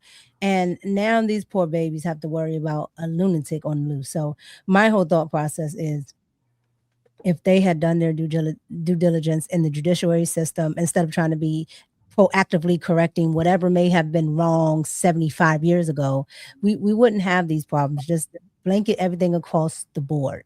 So that was my initial thought from it. Go ahead, Crystal. Ain't that the same county where that man didn't know the 3 branches of government? Yes. That is the exact same county. That is the exact same county. So that should tell everybody what they need to know first and foremost. They clearly have issues in that county. But it's not just this county, because was it yesterday? I think it was yesterday. It was either yesterday. Yesterday was Monday. Yeah, it was yesterday. Sitting here scrolling through X, and next thing you know, right on the Beltline here, a man stabs another man and takes his life on the Beltline, just in the middle of the day here. And this man has 30 felony counts on his head, but he was just out and about. The thing is, I just don't understand why we can't get rid of these judges. I really don't understand. When we say we need to expose all of these judges that are out here just doing this allowing this lawlessness to take place. Micca, I'm with you. It's not, because he's Black, but I also look at it's a Democrat liberal thing. They're trying to invite lawlessness. Right. That's right. Yes. Because you have honestly, I don't even know if half of these judges they might even be associated with that DSA mindset, and we don't even know, because they're the ones that want to get rid of the police. They want to close down the prisons. They want the criminals out on the street, because for them to be able to create anarchy, they need lawlessness running through the country. That's what they're trying to accomplish. So they're allowing people, and they don't care what harm it causes people. The fact that this man, like Wise just said, not 1, not 2, but 5 schools, he basically put on notice. I'm coming over to take care of y'all. The fact that y'all would allow him to be on the street and say, well, we put an ankle monitor, the ankle monitor ain't gonna do nothing. Half of these people know how to pop these daggone ankle monitors and do what they need to do. So why would you allow him to be out there knowing what he's going to do? Again, prevention is better than cure. Why would you allow him to be out in these streets? But this is what's happening across the board. Every time you turn around, you're seeing criminals with long history of criminality out in these streets. Yep. At this point, these judges need to be charged with crimes, because they're the ones that letting these people out, and they know what they're doing. Don't act like they don't. They know exactly what they're doing. So all of these judges, they need. If we can't take care of them in the criminal courts for this foolishness, then all these families should start suing these judges for this. There should be civil, because you are causing all of us citizens danger. You're putting us in harm's way, and that is not right. Someone has to pay for that, and I honestly think all these judges need to pay for it. Go ahead, Minister Danson. Well, thank you, Sister Crystal. You're absolutely right. But I think that there are protections that the judges have, and which is why they do this kind of stuff. There are a lot of protections around judges that I don't think should be there, and I think that originally our Constitution didn't permit to happen. But because people were corrupt and evil, as they got power, they started making changes in our Constitution and in our legal system to give these judges more latitude and more power than they're supposed to have. In fact, the judiciary in our original Constitution was the least powerful of all of our government system, and it should be the least powerful. But the way these nuts have set it up now is that they've given them more power than people who are supposed to be over them. So this is a good excellent opportunity, though, for conservatives in that city to use this event to explain to their constituency and the people in their city why liberal thinking is so dangerous. And they need to look into what's on the book, the rules that are on the book, to get rid of judges like that. There are ways to get rid of them. I think the wall builders have an excellent lesson on what the powers of the judiciary is, and what they should and should not be able to do, and how to remove them when they get out of line. We don't see that happening today, and because we don't see that happen today, is why so many judges are willing to do what they're doing. They're going roughshod over everything they don't agree with, and you see this happening on a daily basis. They did constantly with Trump. They're constantly just putting roadblocks everywhere they can. They're not supposed to have the power to do that, but because we don't understand what their proper role is, we let them get away with it. So we need to start looking into that and deposing these nuts. No, Minister Denzel, Absolutely. I am with you 1000%. And maybe that's something.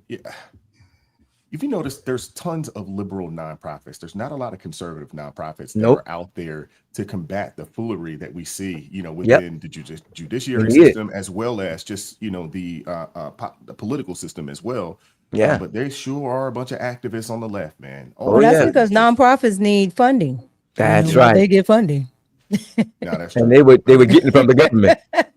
We don't get funding like that. So, that is true. we got to build it up. They're out here getting all that USAID. They're getting that USAID and Act Blue money and all that Getting money. it out the mud. We got to shut it down. That's right. We got to shut it down.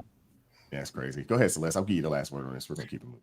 So I had a conversation with a woman a long time ago who was my boss. And it was getting close to Thanksgiving, and people were talking about, what are you going to do for Thanksgiving? And she said, I don't celebrate Thanksgiving. I celebrate Indigenous Peoples Day. Now, this was a Black woman. And so she said, you don't celebrate?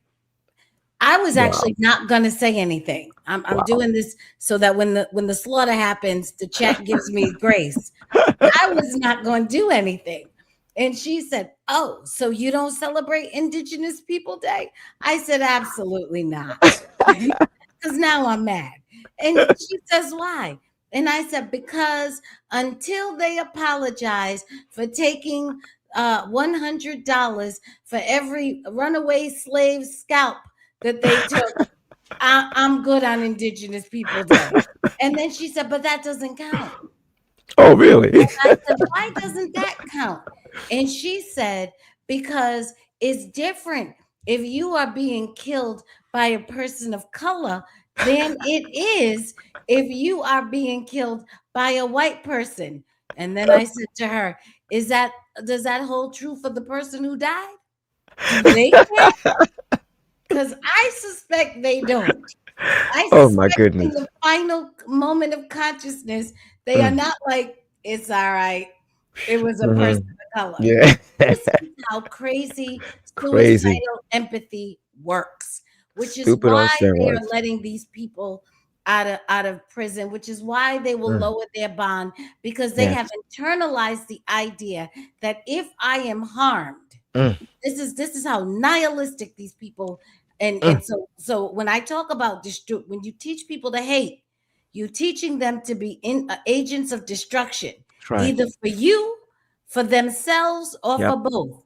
They'll let this guy get out, and maybe he's going to do something. Maybe he won't. They're living the maybe because they've decided that it is okay for them to be harmed.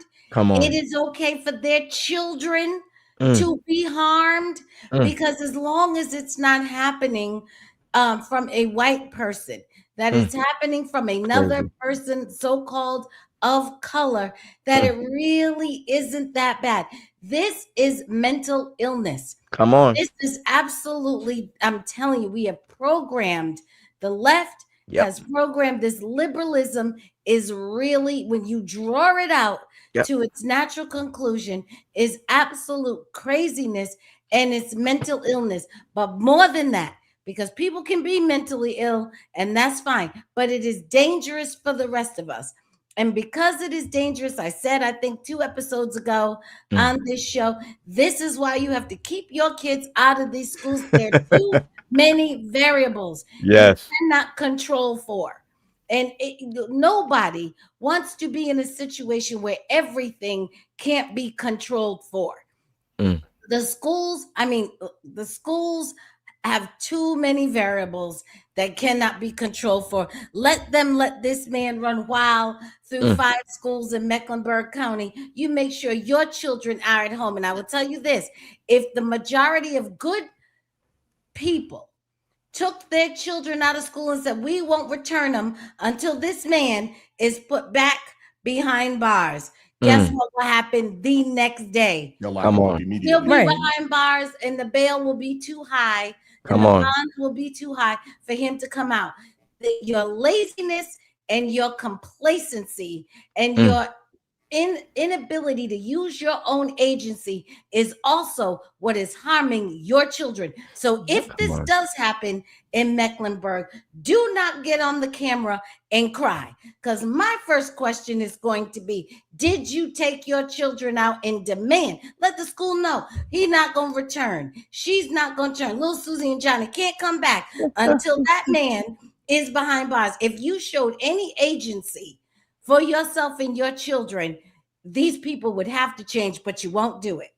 No, Yeah, because they're gonna lose that per pupil money. Yeah, they don't lose that bread. They don't I lose don't that care money. if my children's lives are on the line. I don't give a darn about nobody's per pupil spending. If they do though, they do, and that's why they will get them out there, because that's why Kamala was out there arresting black women, even though their children are, you know, sick.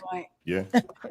Hey, Wise, I sent y'all a video of the free press interview of Sabrina Joy Stevens, I think her name was, and she was a former woke I watched it. activist. I watched it. Man, listening to the way she describes what she went through and why she was there and how she got red pilled, and the thought process, man, she did a great job breaking down the stupidity of how people get in their mind and they begin to advocate for these trade things, and how they're so confused that they fight against each other and they just jump from place to place because they don't have any standard. They don't have any rationale.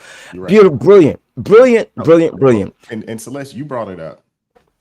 That's why they can go crazy over, you know, what's going on with Nolan Wells, because that's right. There are white people involved. And some of these other stories that have come out because they think that white people are involved, but they ignore the mass shootings in Chicago, Baltimore, Atlanta. They can ignore the crime. You gotta realize that someone was taken out in LA for wearing a hat, not from there. He just happened to wear a hat that they said is the wrong type of hat to wear in LA, and he was taken out by people that look like him. No conversation, nothing. Because it's dangerous, okay man. if you do it, but if white people are taking people out because they put on a certain ball cap, you know, hey, over here, you can't rock a Oakland Athletics hat over in these parts. You know what I'm saying? And if they were doing it, it would be all over the news. Like, that's right. You can't even wear a ball cap. But in LA, you can't even wear your favorite baseball team's ball cap, man. You lose your life over there dealing with these white folks. But if in LA, if it's no problem, sad, it's man. okay. It's a sickness because it's by design. I think you were like, you and I were on the same train, because it's interesting. They are harping on Nolan Wells. Somehow or the other, they're not visiting the story you showed, Akeem Liverpool. They're not talking about it because that story is crazy. Because Nolan Wells had the blank slate, right? There's you can interject pieces there, right? Which is the reason why they weren't over there with Carmelo, right? The online nuts were, but you did not see Ben Crump. You didn't see Al Sharpton or any of those people. Now they might throw him in, you know, their talking points, but they're not going to go down there because of the type of case it is, right? There's an actual villain here, right? Yeah. There's no villain with Nolan Wells, so I can make him out to be whatever I want, just like he was supposed to be on an island by himself. This poor black kid went to an island, a desert island, all by himself with 4 white boys. You realize there are videos on TikTok of the type of hats that you can wear in LA, or what you can't wear in LA. It's crazy. That's what I've been saying about how a place with a dress code, right? Okay, this is public space. But you don't own public space. I can. Well, you they can't do out tell there. me. I've been saying when you let these people continue the way they're going, it spreads and it can cause this kind of sick problem. Imagine if these numbers grow. You know, you have to shut this kind of thinking down, and you have to prosecute it quickly, because when you don't, you give it incentives to keep doing this madness. And there's a lot of, let's face it, there's a lot more crazy people out there than you think they are. They're not a small crowd. We produce them from our schools. There's a lot of people out there. Like, I see them every day, a lot of them, and we better check them before it's too late. Because you know what? What's the difference between that and what they got going on in Haiti? Thank you. Next thing you know, you're going to have warlords that That's right. control the city. Barbecue, exactly. Barbecue and the crew are going to be running around controlling everything. You're going to mess up in the wrong hat, and they go send you to barbecue's justice. But Yep. so It's crazy.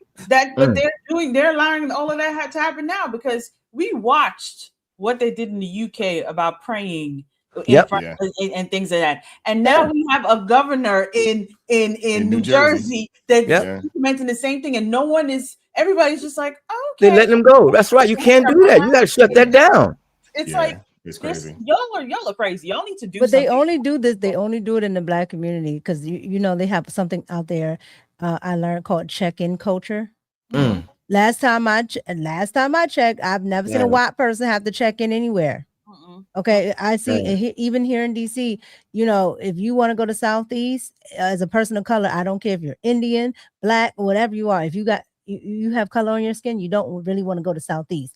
White people just jogging, having a good old time. You're like, wait a minute, so you won't touch them. Yeah. But you'll kill this person here. And I Gotta used shut to it down, work man. Juggernaut says Wise is right, but when you have gray hair in your beard, gray in your beard, what does that mean? Do they give you a pass because they figure you're an OG because you get a pass, Juggernaut? Let's read the super chats. Shout out to Michael Armstrong for the $10 super chat. I rewrite this one. We did? Yeah. Oh, okay. Yeah, we did. Thank you, Michael. Thank you, Michael. No, we did that one too. Hold on. Oh, we're right here behind Nene. Shout out to Teddy Marcel, been a member for 3 months. Love for Jay Brunson, American, talented, and no scandals. You right about that? Yeah, Wow, thank God. Well, also father in life. Yeah, they don't want to talk about that. They don't want to talk about that. Father in life. I don't know if you guys know this, but there's some NBA fathers that have a podcast that is coming out. I don't know if the first episode is already out, but I believe it's like Jalen Brunson's dad, Dwayne Wade's dad, the Ball brothers' dad, and there's a few others. They're NBA players and they're also NFL players, and they're just talking about how the dads get disrespected. The kids who have fathers in their lives, especially on draft night and things of that nature, they'll talk all day about the mothers, but don't give the dads any kind of love. That was like one of the first clips that I seen, on it. I haven't actually watched the actual show yet, but I am going to check it out. Maybe I'll pull some clips on it. Maybe it's something we'll talk later in the week. It's the Karen Durant effect. But it's actually pretty good, and it's a thing when you look at the NFL, NBA, and you look at these drafts nowadays. It's a bunch of nuclear families, and these guys don't make it. These guys aren't making it without dad. And a lot of times the powers that be, they don't necessarily want dad there because dad's got a say, and there used to be a thing where dad's too involved, but dad's just not going to let you mistreat or take advantage of their kid anymore. That's just not going to be a thing. And when you look at the guys that have been successful, I mean, Shaq talks about his success in life is because his stepfather, kind of helped steer him and keep him on track, and that's the reason why you see Shaq in everything these days. Fathers matter. Fathers matter a whole heck of a lot more than what liberals would like you to believe. That's right. But Fathers matter. Honestly, if you ask me, after the nurturing stage, they matter the most. The most. No, I'm with you on that. Well, all studies would confirm that.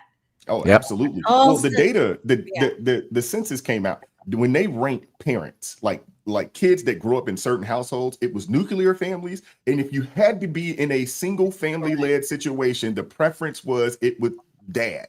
You know what I'm saying? Kids fare better. Matter of fact, a single parent that is a father in a nuclear family, it was almost identical as far as the outcomes. That's just what the data says. No, you're absolutely that's just right. what the data says. Which actually shows you how we need to rank, which we've done so backwards in our society, how you need to rank love versus discipline. Amen. Yes. The reason the data keep showing that is because for children, discipline is more important than love. Yes. Well, And well, you, I would. I mean, but the know you Bible says can't that it tell says that to train up women. a child. Well, But let me love correct and that. discipline Let me go in the same. Love and discipline are the same No, thing. no, let me So correct. Yes, I was going to correct that. Right. What you mean is love versus emotionalism. I mean, Correct.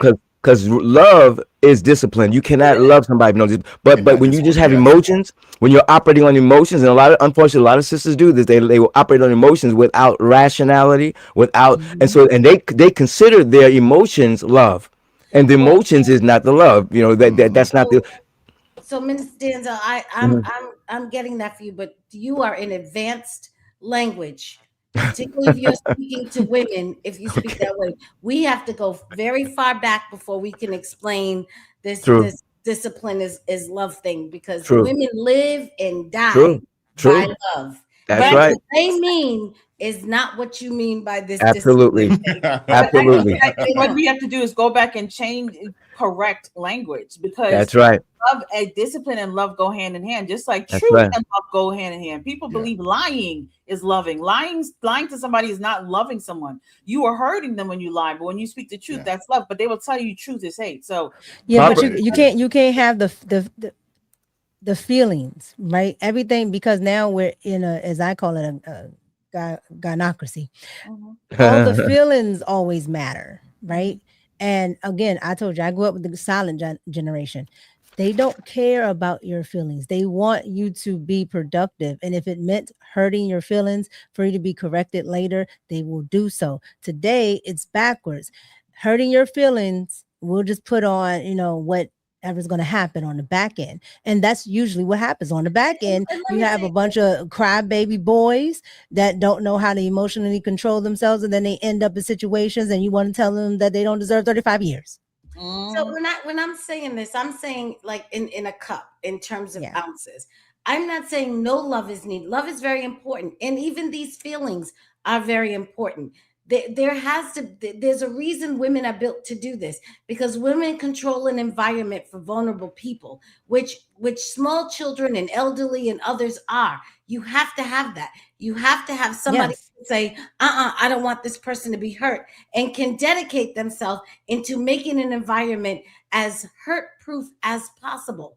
Yes. So but my point is, if you think of it in a glass in terms of ounces, how much of that do you need? You may need 4 ounces of that, because you may need that from birth to 6. Well, that's why I said after the nurturing phase. You're right. That's why I said after For nurturing, the daddies matter rest the of your most. life, Yeah. what you need is discipline. Once you get past that point, the rest of the ounces, for the most part, have to be disciplined. Once you've been able to grow harm-free, because your environment has been sanitized for you in that manner, once that's happened, now to do anything else, for as long as you're going to live, you're going to need that discipline. I got a scripture for you. Proverbs 13:24. He that spares the rod hates his son. Oh, Yes. hallelujah. Yeah. Well, you know, it's crazy. I want to read the super chat, but when you hear kids, I'm sure you guys have experienced like little kids, especially if they come from, some not so great family environments, when they're out in the streets or they're out doing these, that, and the third, and you hear that kid say, my mama don't care. My Yep. mama don't care. I've heard it. And I've heard this, but and what they're telling you, the kids understand that when the parents don't care about what they're doing, they're really telling you Okay. that my mama don't love me. Mm. Or my parents don't love me. There's no Not one that not loves correctly. me That's right. enough to tell me that I Mhm. shouldn't be out here at 12 o'clock at night and I'm 9 years old. And I've seen this. They just don't articulate it in a way that we would see it and understand it, but that's what they're feeling. Yeah. But let's keep it going. Shout out to the New Life coming through with the $5 super chat. 5 of my favorite people. I thank God for y'all. God bless. Oh, God God bless bless you. you as well, man. Thank you. Amen. Thank Oh, you. look at this. My rich uncle Jeff. It's not your fault. Al-Anon Recovery Channel, $11 super chat. I'm old enough to remember when breaking the law was illegal and it had consequences. Come on. My rich brother, my rich uncle Jeff, once again, it's not your fault. Al-Anon Recovery Channel, $11 super chat. Mecklenburg County, where the Ukrainian lady was unalived on a train, where the unaliving rate in Charlotte was up 200%, yet still reelected the progressive Black mayor. I will never visit there again. Miss Tate with the $2 super chat. Miss Tate, you right here with me. I'm stuck at the judge with no law degree. Huh? Yeah, they allow that apparently. They allow that. They allow that. Man, that's that's one of crazy. the that's one of the places. I can't say few. That's one of the places that it does not require a law degree in order to become a judge. Isn't it called? Is that called something else? 'Cause I know sometimes it's like a magistrate or something like that. Something called stupid. Yeah. We got my hey, we got Ed in the building. Been a member for 26 months. Y'all know Ed been rocking with me almost since I started this thing. Shout out to you, Ed. Right, Brother Denzel. Federal judges grant themselves power over the executive branch. That's right. Shout out to Tonga Shadows, $10 super chat. Crazy how schools all over this country had walkouts over ICE, but no walkouts to be seen over a lunatic threatening to take the lives of your kids at 5 schools. God bless this, and God bless you all for your work. Make it make sense, please. You know what, Yes. Tonga, you Good are point. absolutely Good right point. there. Yes. You are absolutely right. They did walk out, didn't they? Yeah, they did. Shout out to you, LaShayla. Hopefully I pronounced that properly. I'm sorry. $10 super chat. Thank you all for showing no harm meant, just a different perspective. All to the good. Absolutely. We don't get butthurt over here by disagreements. We don't do that. No. We're not liberals. See, Minister Des, we hit. Thank you, Miss Tate, for the $2 super chat. Miss Tate, I promise it's in my head because when you said that name, I said the same thing. I'm sorry, but I have questions for D Wade's dad. I'm right there with you because I was like, okay, you said Jay Brunts. Okay, I can get that. But when you said D Wade's dad, I'm like, hold on. Pause. Yeah, well, I mean, before D Wade, but you got to think that D Wade has been infected by Gabrielle Union. Yes, I was going to say that. Come on.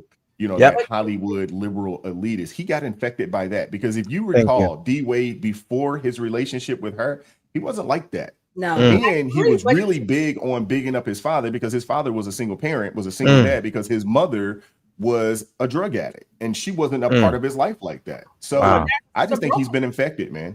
But no, I was saying again, you see Jalen and you see where he is and so on and so forth, his grounding, his everything.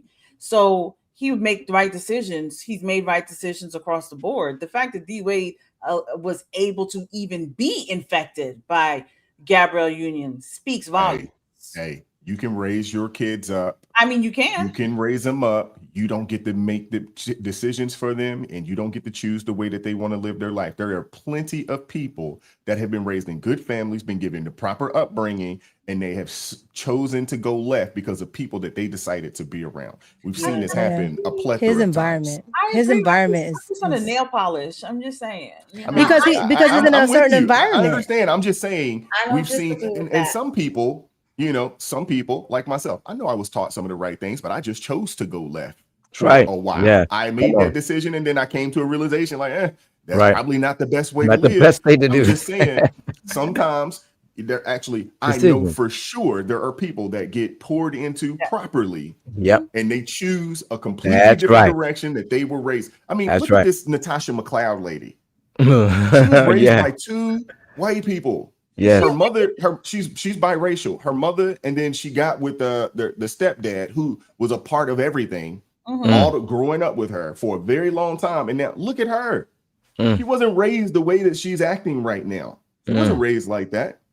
Nope. They get around a certain group. Like in my household, none of that race stuff mattered because we were mixed race, right? But when I got out of my environment and I moved to New York, they made sure to try to correct me. Well, that's right. You know, in America there is no mixed race, and you need to say you're this, and you need to say you're that. Or what do the police say when they pull you over? Even though you don't get pulled over, but what do the police say? Like they want to inject all of that, and I could either reject it or I can fall into that environment. And I think that's what Let me they say say. this. Choice. First of all, Shakespeare wrote Lady Macbeth for a reason. So Do not discount the power of a woman on a man. Dangerous. Well, I mean, but Celeste, how many men have we seen just over about 2 years taken out?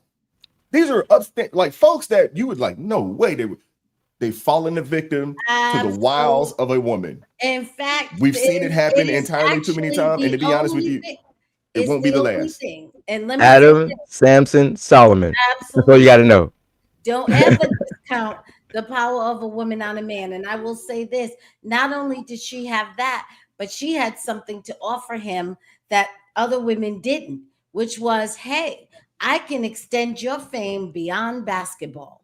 Yeah. A lot of people are happy to play their sport, retire, and go home and rub icy hot on their okay, and that's gonna be their life. They made their money, and now it's time for them to enjoy the fruits of their labor with their family. But if you are somebody who's saying, hey, this is done for me 35, 37, 38, what am I gonna do after that?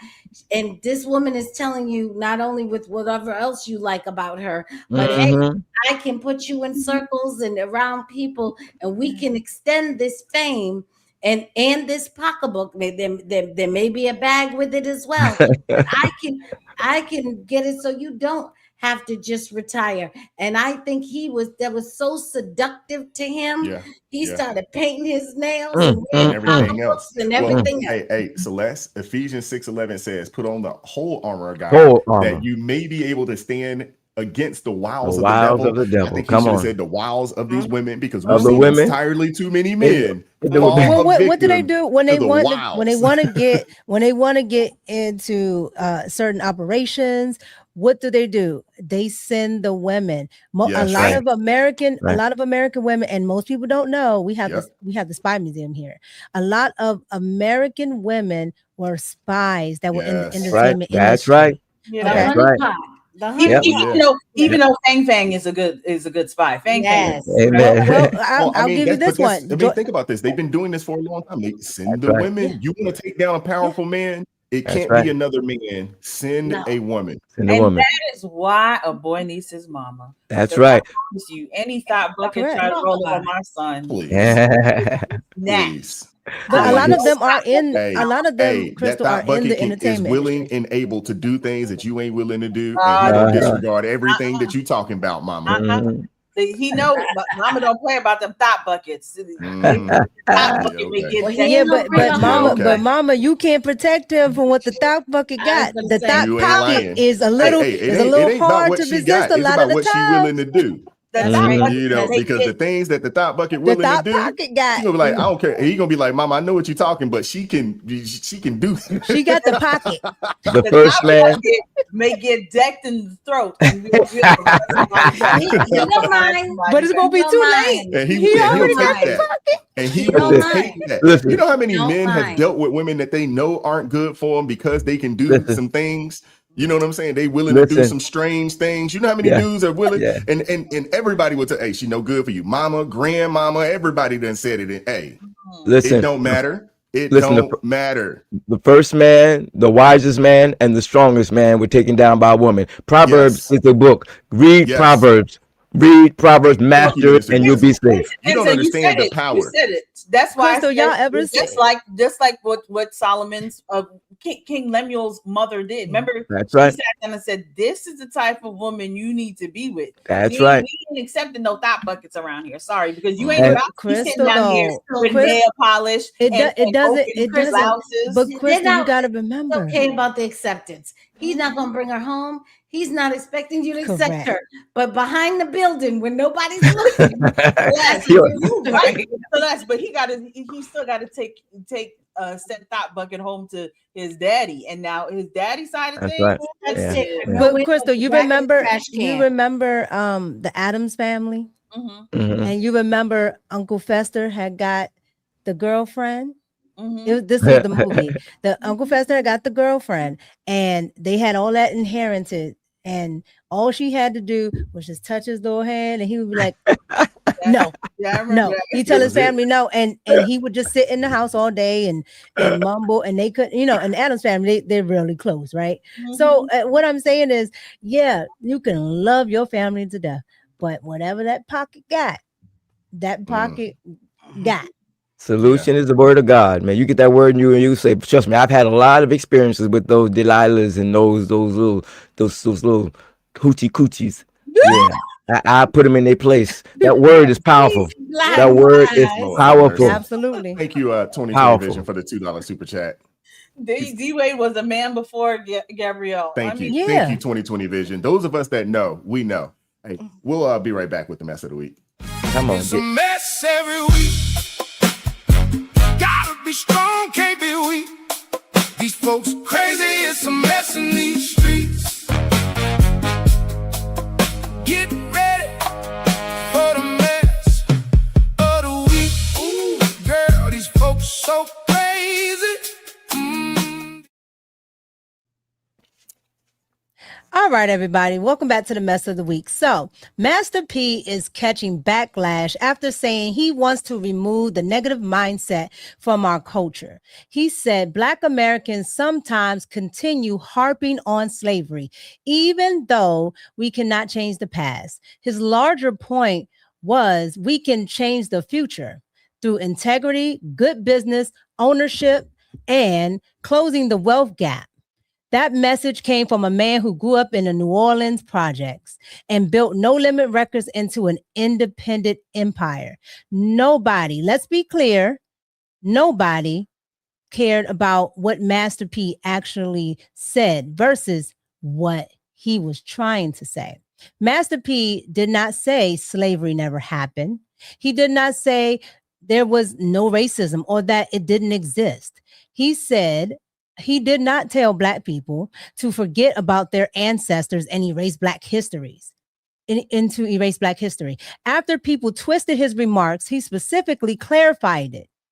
And he clarified that our ancestors endured tremendous suffering, that we should continue honoring them, and that his focus was to build on a better future and bridging the wage gap. And context matters. But here's where the real message of the Black community and being successful and having a successful man be heard. We have to build and immediately translate it into forget slavery. Why? Why did they go ahead to immediately put that Master P was saying forget slavery? Because some people already have a sense of being uncomfortable. Some people have already had that discussion that what was done to African Americans or Black Americans somehow cannot be undone by strengthening your conditions that you are in now. History can explain the condition, but repeating the history alone will not change the conditions. It already happened. Knowledge of the past and responsibility of the future can exist at the same time. My final thoughts are Master P's wording may have been blunt, but his underlying message was not anti-Black. It was, as they like to be, progressive. Remembering slavery should teach the value of freedom, ownership, family, education, and generational wealth. And Black people's ancestors survived what was designed to destroy them. Honoring them can not only mean retelling the suffrage, but honoring them should also mean building on something with the freedom that was given. And that's why the real mess of the week is not Master P. It is the people who rather twist the message than confront it and do better. Back to you, Wes. It's a mess every week. Gotta be strong, can't be weak. These folks crazy, it's a mess in these streets. Get ready for the mess of the week. Ooh, girl, these folks so crazy. And thank you. That was good. Thank you for that topic. I did that on Sunday. And I couldn't believe that people were upset with what he had to say. Yes, they are. He was 1000% on point. You can't change the past, but you definitely can affect your future. And when you look at a group of people in the country that have $2.1 trillion, $2.1 trillion in spending power. You can't sit here and say that you don't have the ability to build and do these types of things. You just can't. You can't say it. But people are, I think a lot of people would prefer to be just, perpetual victims than actually do something. Yes. And that's why we have to fight, but we have to really push back hard when these people make these stupid statements, because there's so much evidence substantiating the fact that what happened in our past does not hinder us as a people today. There's just so much evidence for that, that it's really, it's stupid on steroids for anybody to even make those kind of arguments. And there's a reason though. They do it because they got people out there that'll still believe it. And he should be, and the reason why I wanted to do it is because Master P should be the blueprint. That man, Oh man, grew up he from did his thing. nothing. Yep. From nothing, right? And you know, he was able to go to the, you know, NBA for a little bit, right? And most people they get you know, that type of money, and they get a little inheritance, and then it's gone. Master P said, I'm going to figure out a way to get my entire family out of the projects, to get my entire family a way to make generational wealth. Amen. His entire family, and all people wanted to talk about was the slavery aspect, and then it goes to what you said, Wise, where there's sometimes children who grow up in the home, right? And it goes to a point that, you know, I've seen time and time again in communities of color. The father will somehow find a way to make a way and get their children out of poverty, out of this, out of that. And then the children will find a way to say, well, you know, he wasn't here, he wasn't this. And that's what a lot of people are harping on right now on social media. They're saying, well, you know, he has problems with his own son. Why is he telling us this? Him having issues with his son does not negate that this man was able to pull generations of his family out the ghetto. That's right. Yeah. Well, Amen. I mean, these people are crazy because they've called Booker T. Washington a sellout. Oh, absolutely. So if you're willing to call Booker T. Washington a sellout, there's nobody that can save you. To be honest, you know, there's nobody that can save you. You know, when the man that's actually responsible for the first HBCU, also responsible for helping build all the others, also responsible for helping to build the quote unquote Black Wall Streets and all these other cities that was created. He's actually responsible. He was the blueprint. And he actually gave a lot of insight into building these places. If that man's a sellout, there's no helping a lot of these people, to be honest with you. But there's some people who just want to live in that brokenness. They thrive off of the brokenness and the victim mentality. So because I talked about this last night, I was like, so, you know, they always said you cannot drive forward looking in the rear view, and these people just want to live in the rear view forever. Yeah.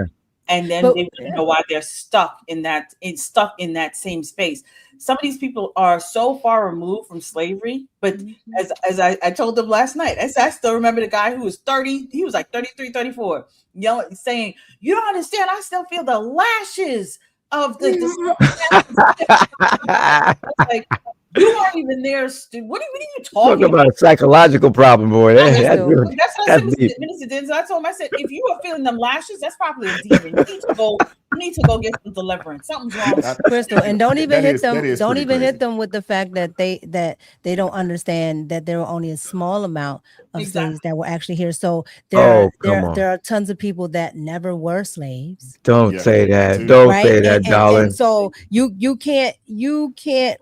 These people, you cannot get them out of the victimhood mentality because they don't understand that whole generation that came out of slavery is doing a lot better than this generation of Black people. Well, I would love to see a Black sitcom that told the truth about this stuff. I mean, really made the joke of this that it should be made of. I mean, because this is some funny content, man. We can do some great comedy on this stuff. Think about this. Think about the principles of Booker T. Washington.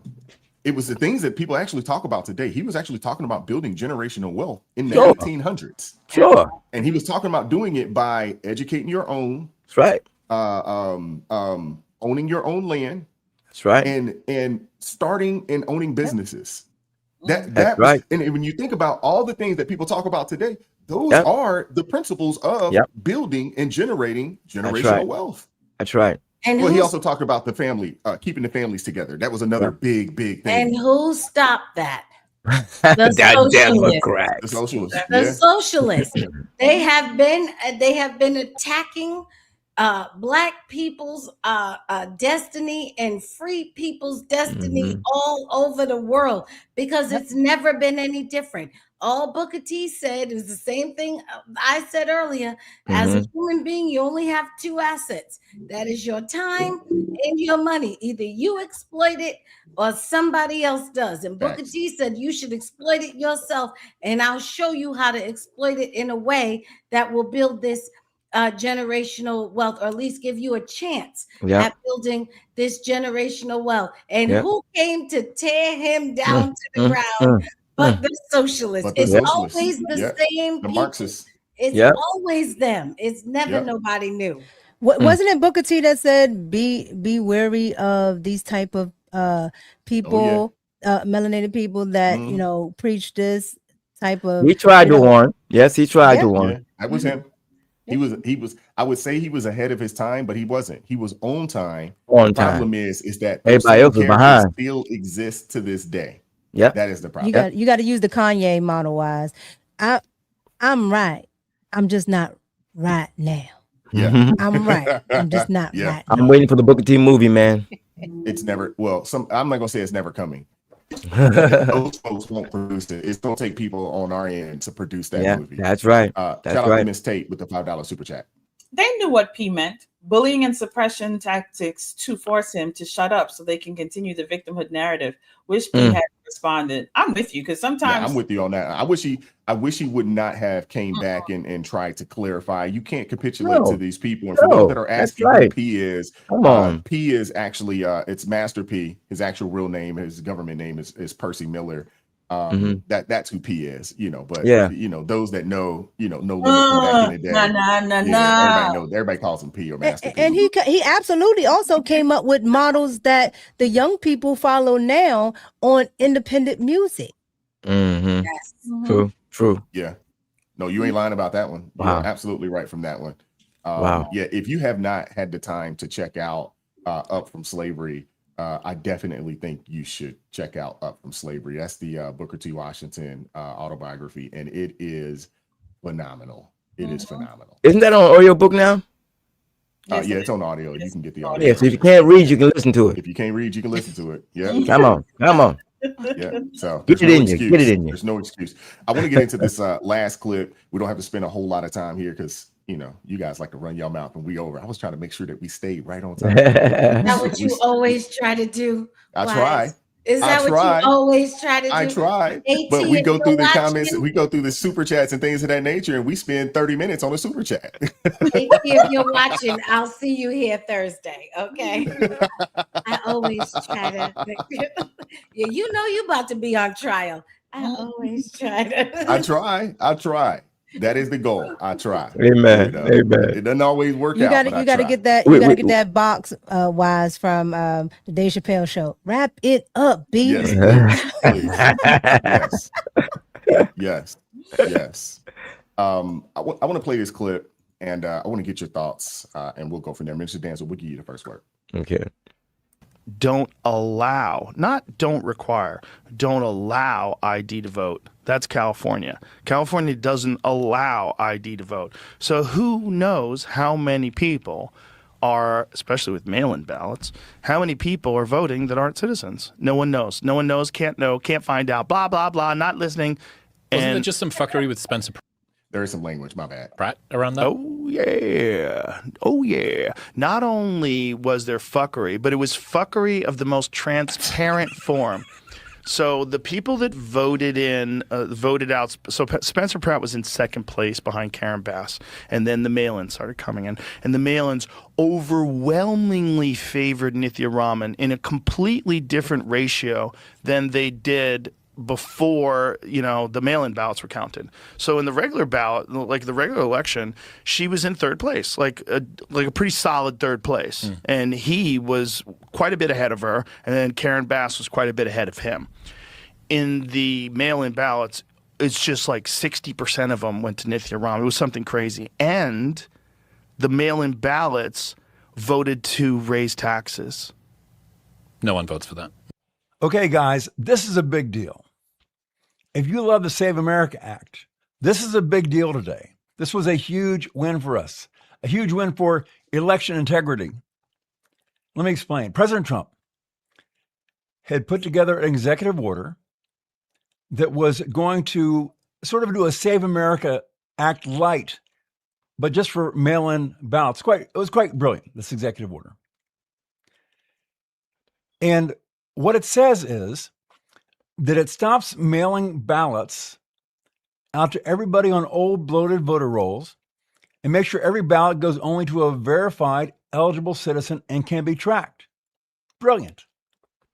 Brilliant. And of course, who hated this? 23 blue states. They hated this because they want to cheat.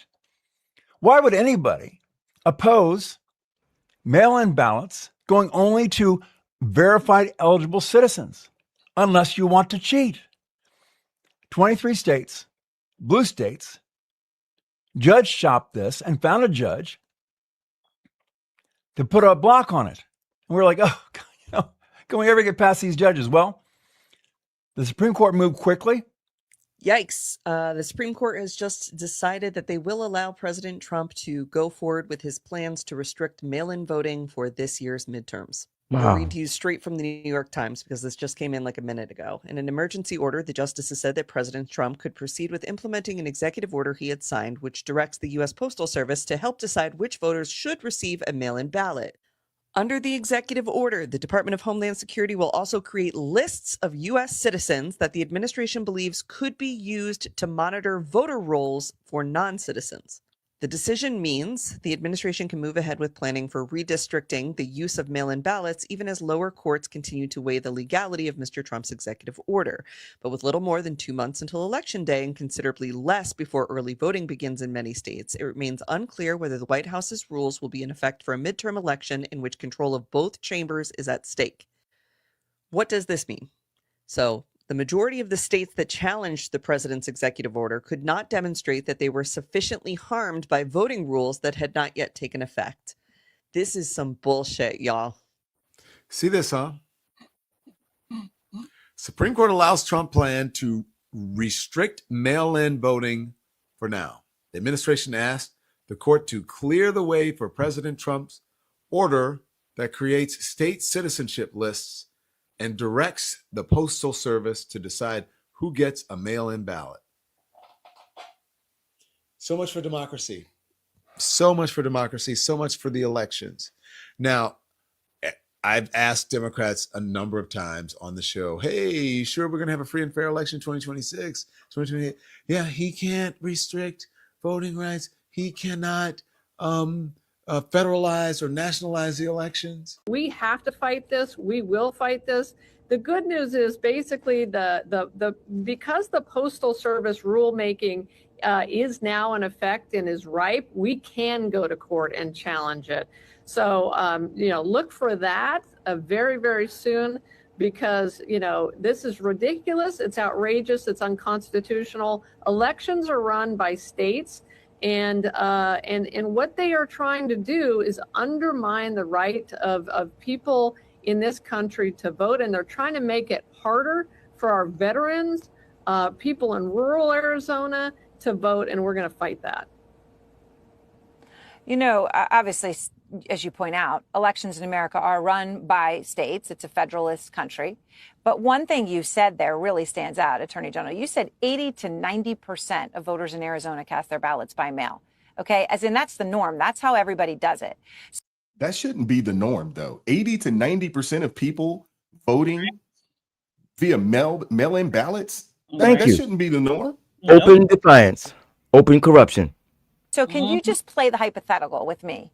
If this went ahead, okay, and you're 44 days out from everything starting in early October and you had to comply, would you even be able to run an election? What would you do? I think it's a great question, and I think it would cause absolute and total chaos.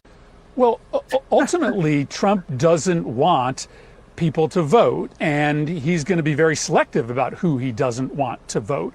He doesn't want people who are more likely to vote for Democrats to vote. And so, he's going to instruct either Department of Homeland Security or the Postal Service potentially to remove people from the voter rolls or to profile people for removal from the voter rolls that are more likely to vote for Democrats, for instance, people who live in cities. Why are the Democrats so scared to have accountability with our elections? Why are they so scared to make sure that the Postal Service is not committing mail fraud by mailing ballots to illegal aliens and other illegal voters?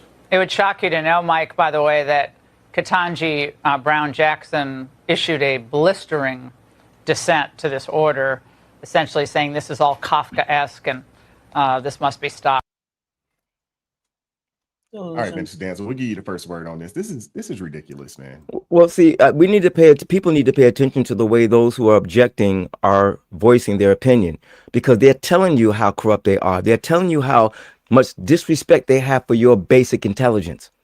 You know, they're telling you that we don't care about being honest or right. We just don't want to lose our power. And so we want these bad policies that are in place to make sure that we maintain our power to stay there.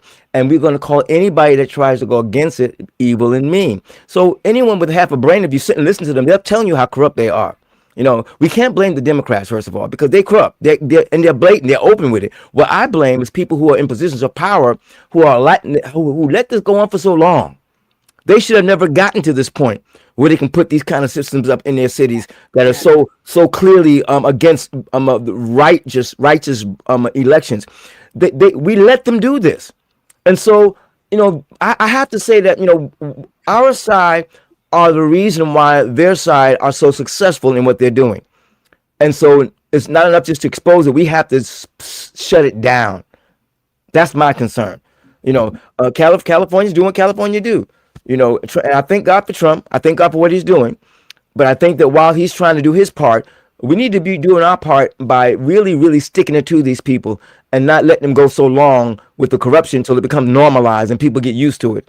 And then when something comes against it, they go crazy and try to make everybody seem like someone's doing something wrong. Let's start nailing this stuff when it starts. That's my concern. I'm with you, Minister Danzel, and I'm glad that this is, let me say this first. This is another example of judges overstepping their authority. This is just another example of this. And shout out to the SCOTUS. It was a 6-3 came to their senses. that came out here. And I mean, obviously, I don't think anybody was surprised that Ketanji Brown Jackson is upset, you know, behind this ruling. I don't think any of us are just surprised by that. No. But the fact that these people are complaining that, hey, we need to know who we're sending a mail-in ballot to. Telling you who they are. To verify, and we're going to put a barcode. Now, we can check everything. Florida just had an election and they were done in a day. And they counted this thing up. So you can't say that it can't be done. Now, I understand that each state, you know, they have the ability to run their elections how they want to run them. But when you have a lady come out here and say that 80 to 90% of the people in their state is voting via mail-in ballot, that is insane. Crazy. Yes, it is. That is insane. They're telling you right to your face what they are. They're telling you exactly what they're doing. And that's why I wanted to open things up with the clip from Joe Rogan in reference to what happened out in California, because we watched it. We watched it. Thank you. was winning, and then all of a sudden a flood of daggone mail-in ballots came in, and they all went for Nithya Raman, and they actually also voted to be taxed more in one of the highest tax places in the country. This doesn't in your face. In your face. And they voted to not get rid of Gavin Newsom. Right. That too. Exactly. I mean, it makes absolutely in no your face. sense. I mean, I don't know about y'all, but I don't know people that are voting to have more money taken from them. No, yes, you do. Especially in a time when people are out here saying that the economy is crazy, that you know they're struggling to buy food, they're struggling to pay these high gas prices, and you told me that they volunteered to have more money taken from them. No, the people didn't. The people had control over those ballots. Did that's the one thing I'm like, yo, I just can't believe that. Crazy. That you tell me some other things, but you're not gonna tell me that people voted to have more money taken from them. Yes, you didn't know. People don't read. Absolutely ludicrous. You didn't know the moon was made of cheese. That's not real. That should have made everybody mad. Everybody should have saw that and be like, "That ain't real." That should have sent California into a whole tizzy. I don't even understand how. They have to think to be mad. Well, and you have to know what you're looking at. And let's be clear, just what came out with the polls being fake. Yes. Right? Yes. Yeah. When that came out, how many more of these polls are fake? Most and the of them. Think about mainstream it. media used that poll to That's talk right. about Karen Bass. So Always. with that being said, they're influencing elections like that. They're doing ballot harvesting, and let's be clear, all of this stuff is legal. Okay, That's right. it's legal, but you can do legal things that set up a path, a pathway for something else. And we already know it's happening because surprisingly, Uncle Luke out there in Florida said it. Yep. He said, "Hey, I hate to admit it, but Donald Trump is right." Right. And so it's happening, but it's so subtle that if you don't know what it is, then you don't know what it is. And also, let's be clear too, a lot of these people, if it's the politician that they like, they don't look, and other things are attached to it. Like here in Maryland, they kept saying vote yes on question 4. That's all the poster said. It had Kamala at the top and then vote yes on question 4. Everybody was like, make sure you vote yes on question 4. I'm like, well, what is question 4? I go and look it up. Question 4 is to expand the government here in Southern Maryland to where taxes go. I said, oh man, they did the great migration down here. I already know my property taxes is going up. And sure enough, it did, because they voted yes for question 4. They voted for Kamala, and they voted for also Brooke, that I don't know what she does as a senator. I really don't know. So with that being said, I can only imagine what happens in other places on a grand scale. Most people don't. Well, also Brooke was she don't have to do anything other than be the first Black woman elected to the Senate in the state of Maryland. That's all she has to do. She's like, Tommy, what do you do? Yeah, What's your job? She doesn't have to do anything. You got to understand, the Democrats are the party of what's the word I'm looking for? They're they always do the first poster childs and all this other kind of stuff. Yeah. I mean, that's who they are. But she'll fall in line when they need her. Yeah, That's absolutely. right. Ain't no doubt about that, Celeste. Yeah. There's no doubt about that. Milestones. They're always with the milestones and There you the go. first Black, the first woman, the first alphabet. They're not going to do anything but give you a token. That's it. Yeah, they will. But we have conservatives have tons of first. We don't talk about them because nobody cares. I don't care what Byron Donalds is the first, this, that. I don't care. I don't care about Scott Bassett being the first openly gay. Like, I don't care. We care if they do their job. That's the point. The point is, do you do your job? That's the only thing we care about. Yeah, do you work? What Are do you you going do? to lower my taxes? Are you going to get me to the money? Are you going to get me to the yams? If not, I don't want you don't care. Exactly. Let's remember that what Hitler did in Germany was legal. And when the citizens continue to let people in politics pass laws that are unjust and make it legal, they're only encouraging them to do more, and that only grows. The only time that stops is when you shut it down. But right. listen, these people are honest on there. I mean, they were very honest. The people that were against it, they were very honest. He said Trump doesn't want people who would vote for the Democrats.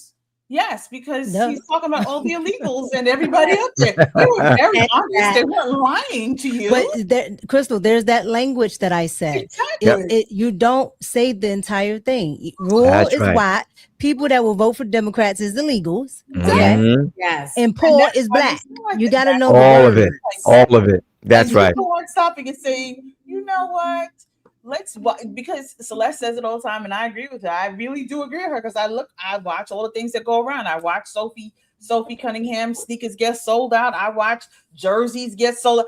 There are more people like us than the lunatics that are over there. The lunatics That's right. The lunatics allowed, and media gives them a front page so that you can see them. Yes. But I really don't believe they have enough people to support them. So You think? That's why they're trying to bring in as many and block many from leaving, and they want mail-in ballots because I don't understand why your people can't get out there and vote. She said 80 to 90%. Why can't your people get out there to vote? That doesn't even so you're saying your people go nowhere in life. They sit It's right. my rheumatism. It's my rheumatism. Well, she's lying. Exactly. She's lying because most people don't even vote. Thank you. So the point is, at this Somebody's point, doing it for them. let's just say I'm happy again that we continue to win. Let Amen. keep winning. Let conservatives keep. We are going to keep winning because at this point in time, we're not trying to throw America away. Y'all are trying to destroy America. We're not trying to destroy America. And y'all gonna keep trying and y'all gonna keep losing. Listen, the way we sit down here, we be praying over this nation, y'all are just gonna keep losing and losing because we're not participating in y'all foolishness and your evil. Y'all trying to make this the wild, wild west with all the lawlessness, the cheating, the burning down of America, trying to put people in charge that hate America, people who should have already lost their citizenship, green cards, whatever else, and been shipped right back out. We're not playing anymore. We want all of y'all out. We're done. They don't want to get rid of America. They just don't like the America that's on the books. They want to control it. Yeah. Okay. They want America to exist, but they don't want the America that's on the books. So they are willing to let, people come in. They're doing, y'all know I'm into pop culture. They're doing the whole Mean Girls movement. They're taking the burn book and letting everybody see it. And just letting chaos ensue. You're going to fight that person. You're going to do all the chaos for me. And then I'm going to swoop in and act like I'm going to clean it up. I'm going to clean up the mess. But I don't know. I just want to say, Micca, I don't know if they want to keep America. I think they want their world order. I don't think they want the individualistic. Yes, in America. They want whoever. And I have in my own mind, which I will keep to myself eventually. Maybe one day I'll let y'all know. Mm-hmm. There's one nation that they believe has the blueprint of how they want the entire world to run. And that is what they want. They don't want the American life. They don't want the individualism of America. They want everybody to fall under this one order. And that's how they want it to be. So that's why I say they want to burn down individualism. Trump says China. Yeah. So we'll give you the last word on this and we're going to get up out of here. Well, I always speak about some of my disappointments with the administration in terms of the exposés and exposures that I would like to see happen. However, this is a great opportunity for me to talk about the absolute brilliance of this administration. So first of all, let me tell you what at least these Republicans who are in this administration have learned. They figured out and they have flipped the script from where Republicans used to care about the campaign and Democrats care about the election. Republicans have started to hone in and say, okay, we let the campaign go, which is why people keep asking, why isn't there much going on for midterms? Because they are focusing on the election. So what he did, and if you understand what they tried to sue him for, the people who tried to sue Trump for the executive order came up and said, hey, court, we know that because of this executive order, he's going to commit an action that you will think is a crime. And the court simply said, well, he has to commit the action first. And then we'll decide if it's a crime. So we're going to give him time to commit the action, and then we'll see if it's a crime. So now he's able at least to try to stop one of the main ways that the Democrats are able, the way they deal with elections. And that is these mail-in ballots. I'm not sure if he has enough time, but what the brilliance is, because I'm not sure if they can even win on the substance of the argument when they go back, because he only took agencies that were under the auspices of the federal government. That's right. The states don't have jurisdiction over the post office. That's and right. They don't have jurisdiction over Homeland Security. So he is only taking action or prescribing action through the executive order over agencies that he already has authority over. Amen. And what he's required now, this is where they're so upset. He has required the states to submit a legitimate voter roll to the post office in order for them to deliver that mail-in ballot. Let me tell you why that's legal. The same reason I can't participate in a susu and I can't mail money across the country in no illegal situation is the same reason why you can't mail ballots to the dead and to the illegal and to the unborn and everybody else should be putting the names of your phone bills and light bills in, who may or may not exist, who may or may not be legitimate, or who may or may not be of age. Okay, you gotta stop all that foolishness, because they're telling the post office, wait a second, post office, you cannot be delivering these fraudulent ballots to these illegal people. This is genius. He's won on the one they came too early, trying to say even before an action happened that it's a crime. All right, we don't do that in American jurisprudence, but they did it for delay. They know that. They're lawfare people are not stupid. They got their delay. And I'm not sure, like I said, that they can even win on the substance, because he did not authorize or use his authority outside of anything that's not already in his purview. So I think this is brilliant. I think this absolutely undercuts the slow and feckless Republicans who can't pass a SAVE Act.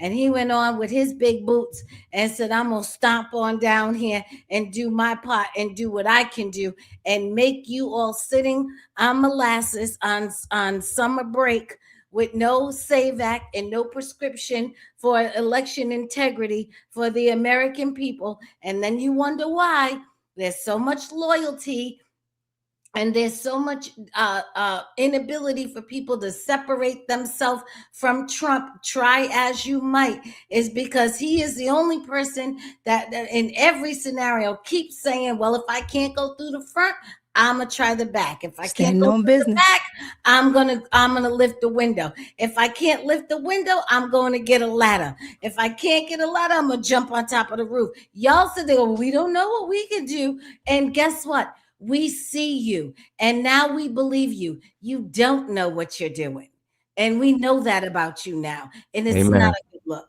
Amen. Now watch how many of those trucking companies that they own are going to start trying to bypass the post office, because they ain't going to stop. We got to keep an eye on them. I don't trust them.